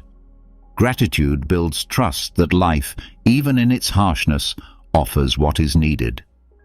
The practice connects to mortality as well. You do not control the length of your life, the moment of your birth, or the timing of your death. To resent this is futile. To thank it is wisdom. Each uncontrollable boundary defines your experience. Nightly gratitude for this truth eases fear of death, because you begin to see even mortality as part of the gift. Without limits, life would lose urgency. Without an end, moments would lose meaning. Gratitude for mortality makes each day sharper. To deepen the meditation, pair it with breath. Inhale as though receiving what you cannot control, the air, the flow of fate. Exhale with the word, "Thank you." This rhythm engraves gratitude into the body, turning it into instinct. Each cycle becomes a practice in surrender and acceptance. Another benefit is release from envy. Much envy arises from comparing what others received that you did not: beauty, wealth, opportunity. But when you learn to thank the uncontrollable, envy fades. You accept that fortune distributes differently, yet you can still cultivate virtue with what you have. Gratitude reminds you that your path, though different, is no less valuable. Over time, this nightly ritual changes the way you meet the day. Instead of resisting every disruption, you begin to welcome them. A delay becomes a chance to reflect. A failure becomes a chance to learn. A loss becomes a chance to grow. This does not make suffering pleasant, but it does make it purposeful. Gratitude for the uncontrollable is the alchemy that turns chaos into meaning. So tonight, when you lie in bed, review your day not for what pleased you, but for what escaped you. Name the events you did not command. Thank them. Let gratitude dissolve resentment and awaken humility. Rest in the truth that life is not yours to direct, but yours to participate in. And when dawn arrives, you will rise not in resistance, but in harmony, ready to meet the uncontrollable, not with fear, but with gratitude, carrying the strength of one who knows that even what cannot be chosen can still be cherished. Gratitude for the uncontrollable loosens resentment and teaches you to see necessity itself as a gift. But once you begin to thank what you cannot command, the next step is to test how prepared you really are to face loss. Gratitude is one thing in thought. Resilience is another in practice. The Stoics trained not only by reflecting on what might vanish, but by rehearsing it, staging mental drills to prepare the heart for sudden change. One of the most powerful of these is what can be called the fire drill of fate. Before sleep, you pretend that by tomorrow, everything you rely on, your house, your job, your possessions, will be gone. This rehearsal does not create despair, but steels the mind. By walking through loss in thought, you wake less fragile and more resilient, ready to meet reality with calm, if fortune should take what you thought secure. The exercise begins by selecting one anchor of your daily life, perhaps the house that shelters you. As you lie in bed, picture it clearly, the walls, the rooms, the objects inside. Then tell yourself, tomorrow it may be gone. Do not soften the thought. See the emptiness, the loss of shelter, the absence of familiarity. Let the discomfort arise. This is not punishment, it is training. By facing it in imagination, you reduce its power to shock you if it ever arrives. The mind learns that even this could be endured. The meditation deepens when extended to work. Consider the role or position that shapes your identity, the job that provides income, the tasks that give rhythm to your day. Tell yourself, tomorrow it may vanish.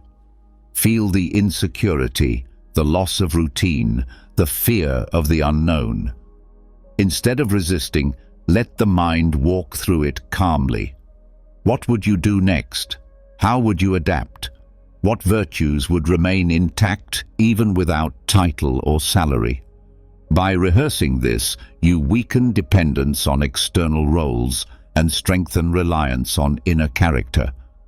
Possessions can also be placed into this drill. Picture your belongings, clothes, devices, comforts, and remind yourself, tomorrow they may be gone. The point is not to despise them, but to detach from them. You see clearly that they are not part of you. They are tools lent for a while. Their loss may inconvenience you, but it cannot rob you of wisdom, courage, or justice. By repeating this truth nightly, you reduce anxiety about theft, disaster, or decay.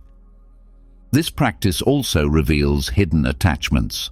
You may think you are indifferent to certain things, but when you imagine their sudden absence, you feel resistance. That resistance shows where attachment remains. The fire drill of fate brings these hidden chains into view so you can work on loosening them. Instead of ignoring weakness, you expose it, making yourself stronger. The exercise cultivates humility as well.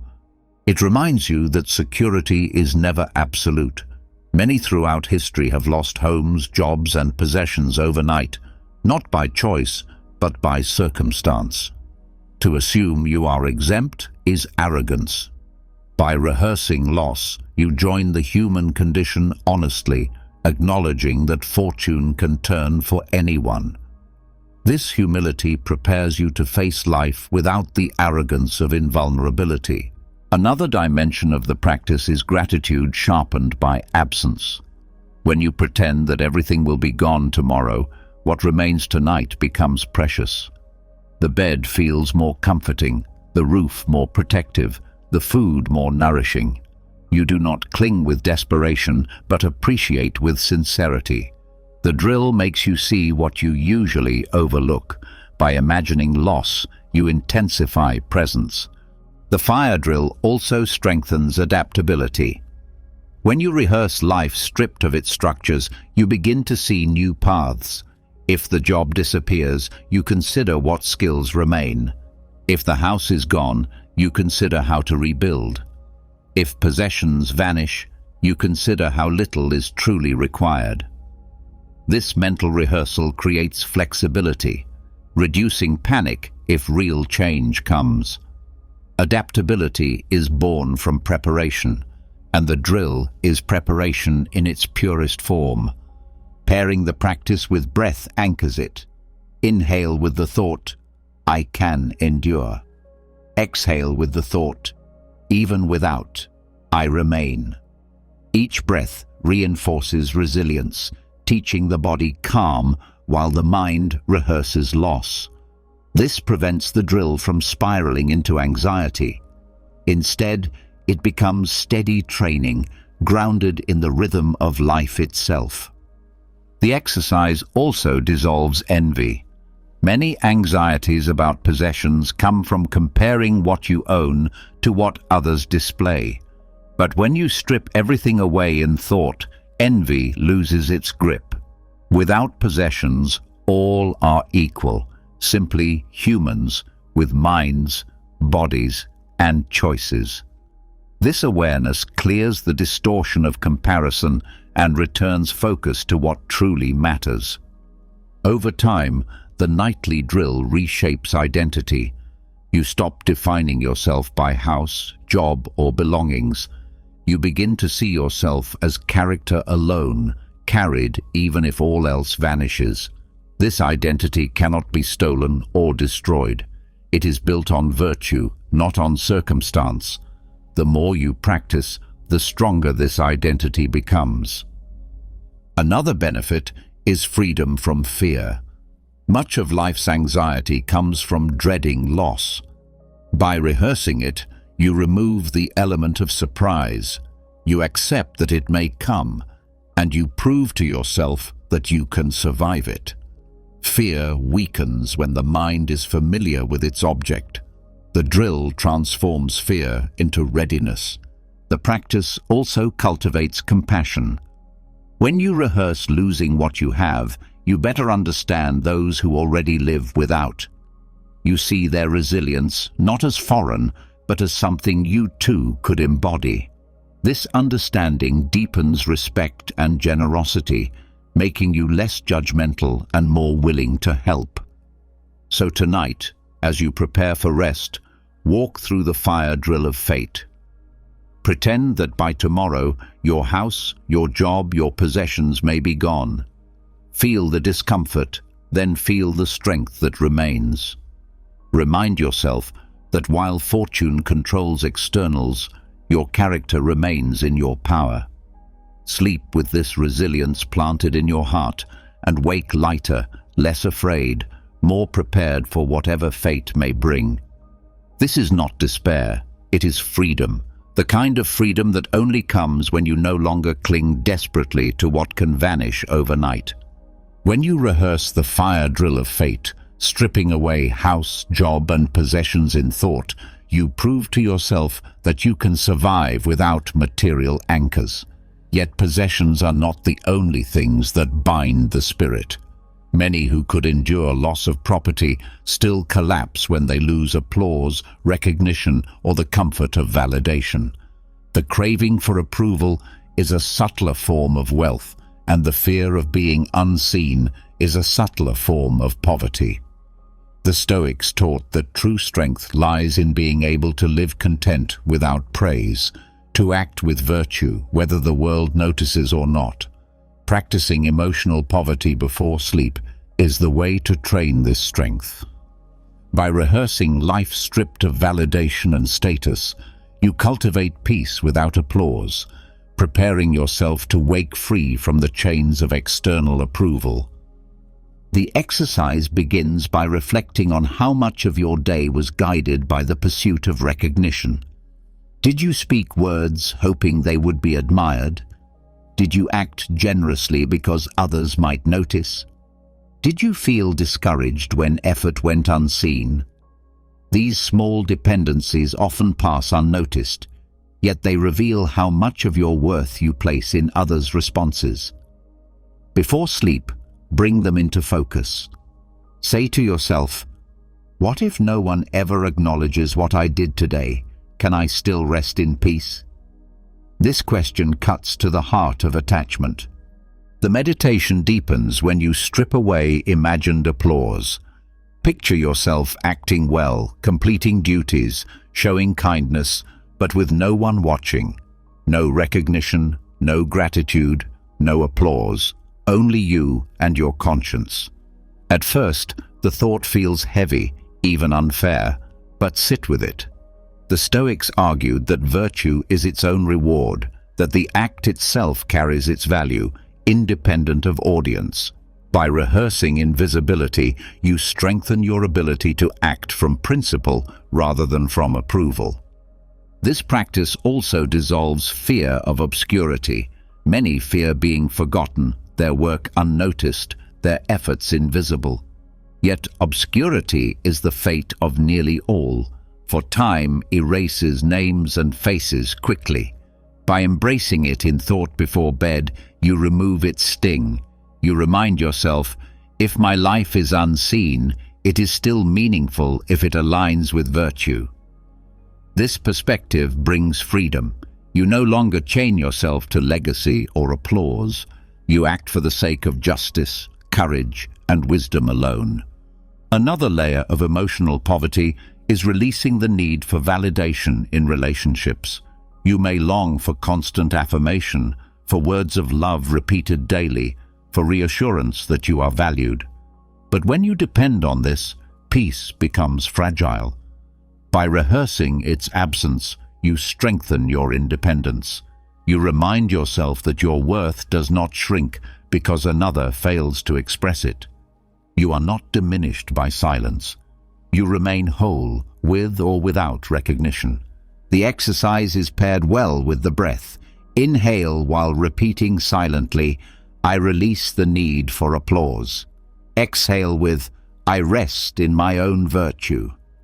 Each cycle engraves this truth into body and mind. Over time, the association becomes natural. When the craving for validation arises, the breath itself recalls the mantra, calming the desire.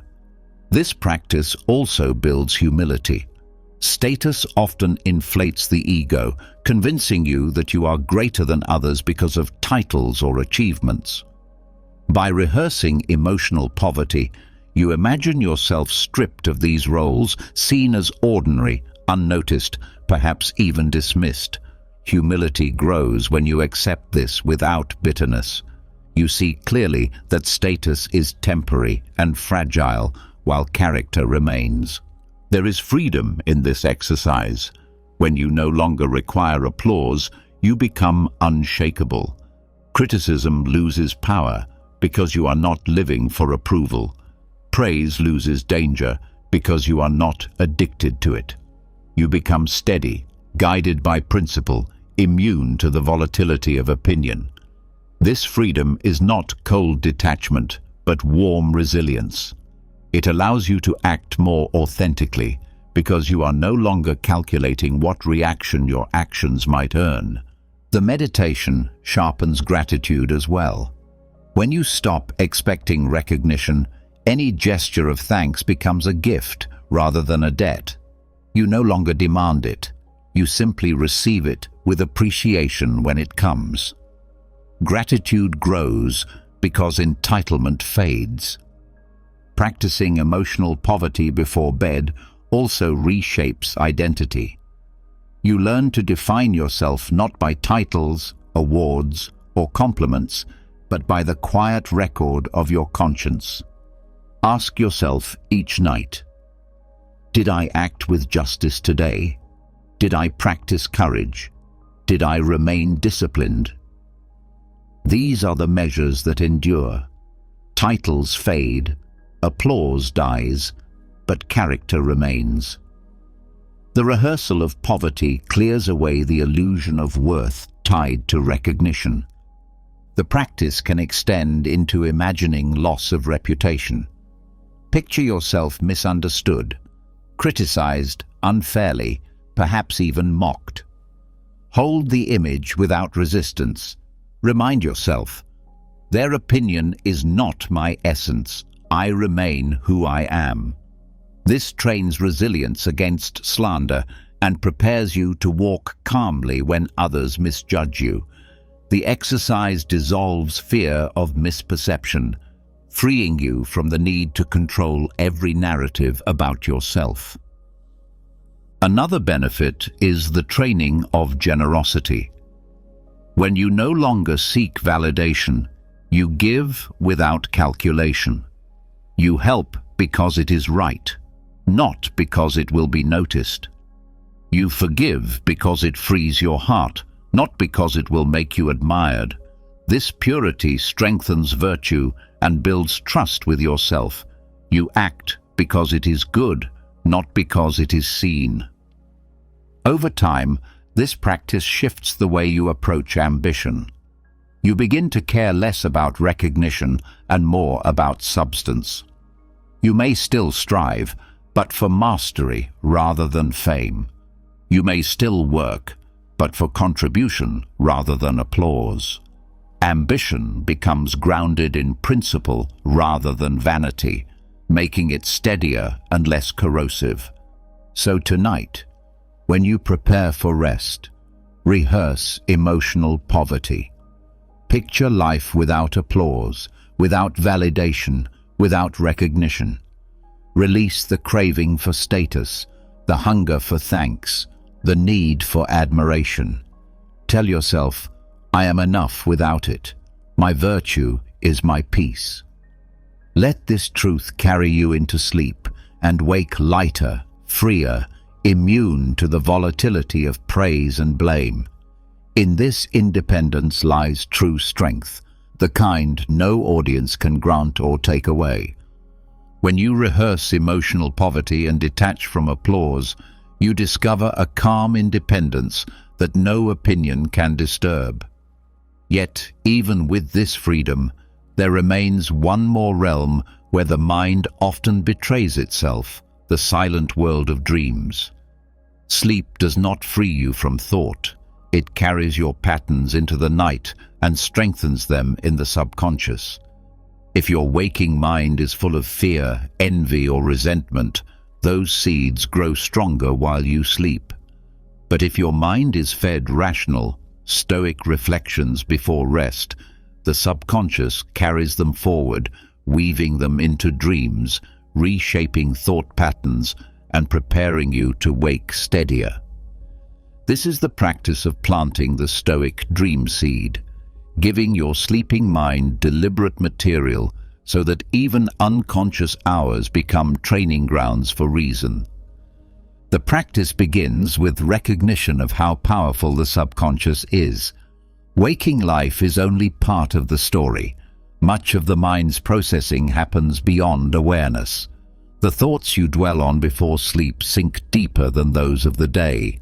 They replay, they take root, they shape mood and perception when morning comes. Most people let this process happen blindly, falling asleep with the noise of distractions, unresolved anger, or endless worry.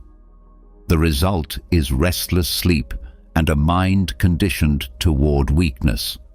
The Stoics instead used deliberate reflection, seeding their unconscious with truths aligned with reason and virtue. To begin, select a phrase that embodies Stoic clarity. It must be short, simple, and grounded in principle. Examples might include, "What is beyond my control is not mine to fear," or "Virtue is enough for peace." Repeat the phrase silently as you lie in bed, letting it settle into rhythm with your breath. The key is not to force belief, but to let repetition carry the phrase inward. Each time the mind wanders, return gently to the phrase. In this way, the seed is planted. This practice builds presence. Instead of letting the last words of the day come from outside noise, television, conversation, or worry, you choose them deliberately. The final thought before sleep becomes the strongest impression. By controlling it, you guide the direction of the subconscious. Just as a farmer does not scatter seeds at random, but selects what to plant, you choose which ideas will grow in your mind overnight. The exercise deepens when you personalize the phrases. Reflect on the challenges you faced that day and craft a statement that answers them with reason. If you faced anger, say, "Another's words are theirs, not mine." If you faced loss, say, "Nothing external belongs to me, I remain whole." If you faced temptation, say, "Discipline frees me more than indulgence." These tailored phrases respond directly to your struggles, giving the subconscious the tools it needs to reshape patterns. The practice also strengthens resilience. Many wake with lingering emotions from the previous day, carrying resentment or fear forward. By planting Stoic phrases before sleep, you interrupt this cycle. You give the mind a rational anchor to return to. Even in dreams, the subconscious continues processing with that anchor present. The next day, challenges feel less overwhelming because the mind has rehearsed strength in the night. Another dimension is lucidity. Dreams often run without awareness, but Stoic seeds can create moments of clarity even within them. A repeated phrase may echo during sleep, reminding you that what you see is not reality, but thought. This recognition, even if fleeting, strengthens detachment. It trains the mind to question impressions, a core Stoic skill. Whether or not you gain full lucidity, the practice builds the habit of stepping back from appearances. Pairing the phrase with the breath makes it more effective. Inhale while saying silently, "I accept what is." Exhale with, "I let go of what is not mine." The rhythm engraves the truth in body as well as mind. Over time, the association becomes instinctive. In waking life, the same rhythm may arise naturally in stressful moments, calming you without effort. This exercise also cultivates gratitude. One of the most powerful seeds to plant is, "I owe thanks for all that comes, chosen or unchosen." Repeating this phrase before sleep trains the subconscious to meet life with gratitude, not resentment. In dreams, this perspective may shape how you respond to symbols of challenge or loss. In waking life, it manifests as readiness to thank rather than curse what arrives. Another benefit is the weakening of negative self-talk. Many lie in bed replaying failures, criticizing themselves harshly.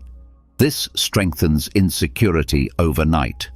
By deliberately planting rational phrases, you counter this pattern. Instead of "I am worthless," you repeat, "I grow through error."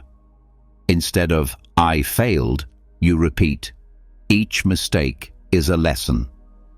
The subconscious absorbs these truths, replacing cycles of shame with cycles of resilience. The dream seed practice also disciplines attention. It trains you to notice when the mind drifts and to return to a chosen focus. This discipline carries into the day. You become more capable of guiding thoughts rather than being dragged by them. The simple act of returning again and again to the phrase builds mental strength like a muscle. Over time, this ritual transforms sleep itself. Nights become not only rest, but rehearsal. Each hour of unconsciousness works in your favor, deepening habits of clarity and calm. You wake not only refreshed in body, but sharpened in mind. Even if dreams remain chaotic, the subconscious processing is anchored by rational seeds, preventing negativity from taking root. So tonight, before you close your eyes, choose your phrase carefully. Repeat it with the breath, let it settle into your mind, and trust that it will grow while you sleep. By planting Stoic seeds, you turn unconscious hours into allies, training reason even when awareness rests. And when morning comes, you rise not only rested, but strengthened, carrying forward the quiet power of a mind shaped by deliberate reflection. When you plant rational reflections before sleep, You use the silent hours of the night to shape thought patterns and strengthen reason.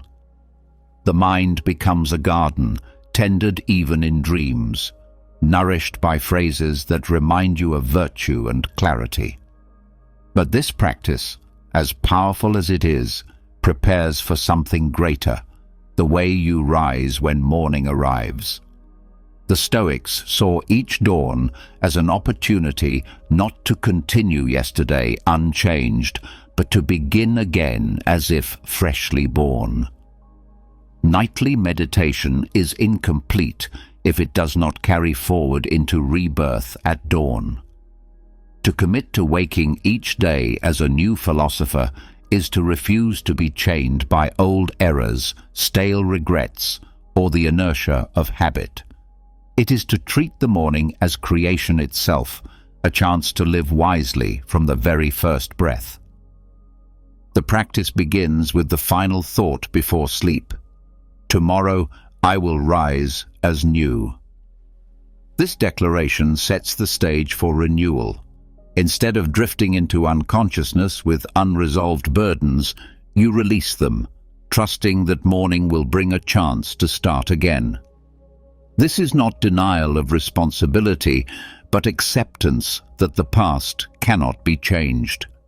By ending the day with this vow, you transform rest into a bridge between what was and what can be. Rebirth at dawn demands humility. Each morning you admit that yesterday's wisdom is not enough. No matter how disciplined you were, no matter how much progress you made, the work of living well must be renewed. Just as the body requires fresh food each day, the mind requires fresh commitment. This humility prevents complacency. It reminds you that virtue is never finished, only practiced moment by moment. The exercise also cultivates freedom from regret. Many wake already weighed down, carrying mistakes of yesterday into the new day. But rebirth at dawn severs this chain.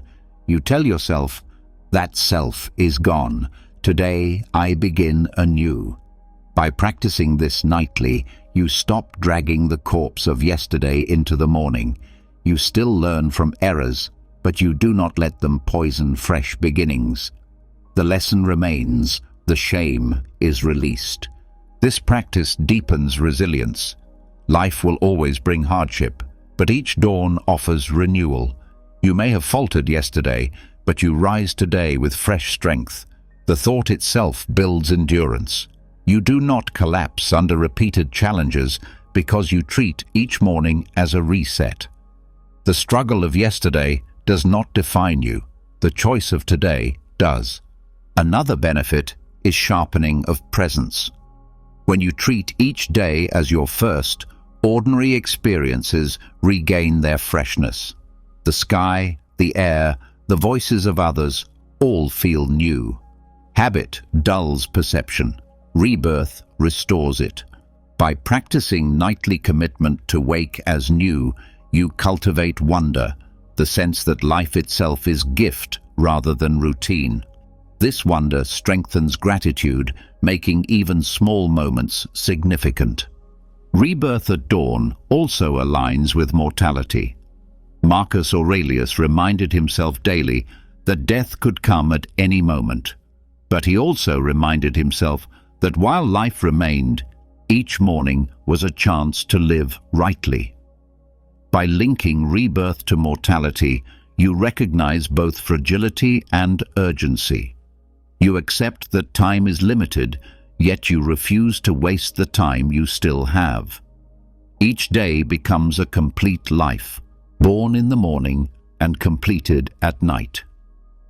The meditation can be paired with breath. As you prepare for sleep, breathe deeply and repeat silently with each exhale. Tomorrow, I begin again.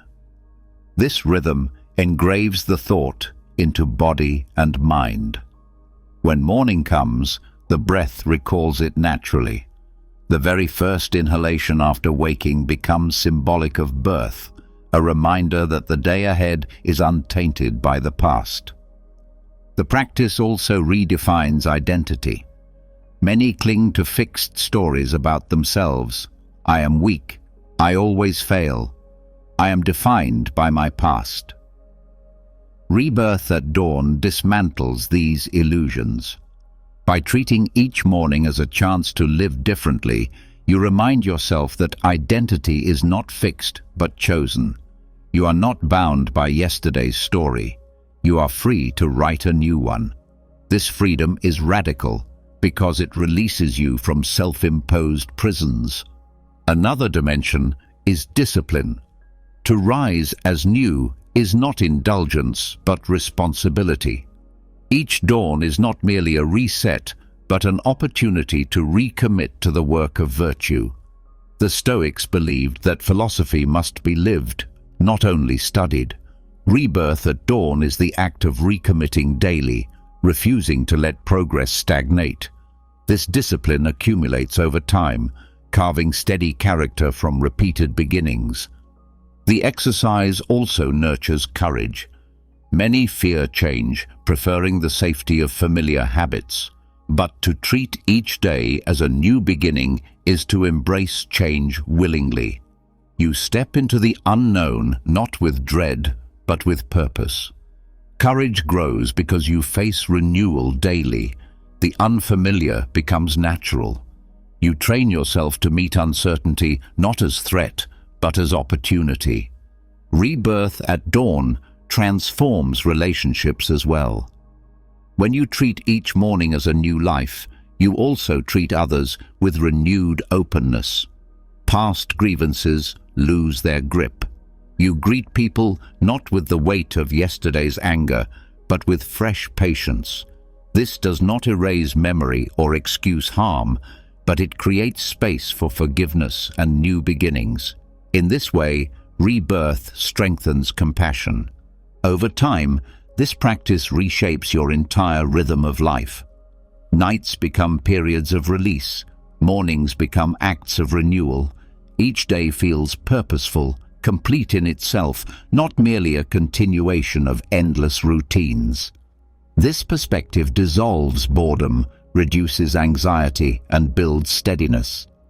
You stop drifting and begin living each day as if it were both your first and your last. So tonight, when you close your eyes, release the burdens of the day and plant the seed of renewal. Tell yourself, tomorrow I rise as new, free from yesterday, ready for virtue. Sleep then becomes not an escape, but a passage. And when dawn breaks, open your eyes as though for the first time. Let gratitude, humility, and courage guide you into the day, carrying the strength of one reborn, a philosopher beginning again with every sunrise. You've now walked through the full 4-hour journey of Stoic sleep meditation. One practice flowing into the next, each designed to sharpen your mind, cleanse your heart, and prepare you to wake with strength. From the midnight reckoning of self-audit to negative visualization to rehearsing exile, detachment, gratitude, and finally rebirth at dawn, you've seen how the Stoics turned even the silence of night into training for virtue. These meditations strip away fear, dissolve resentment, loosen attachment to comfort, and plant seeds of reason deep in the subconscious.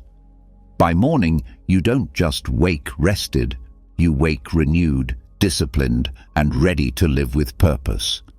Now I'd like to hear from you.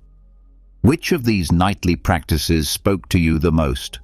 Was it the fire drill of fate, the cloak of indifference, or perhaps the hourglass meditation? Share your thoughts in the comments. I read every one, and your reflections add wisdom to this community.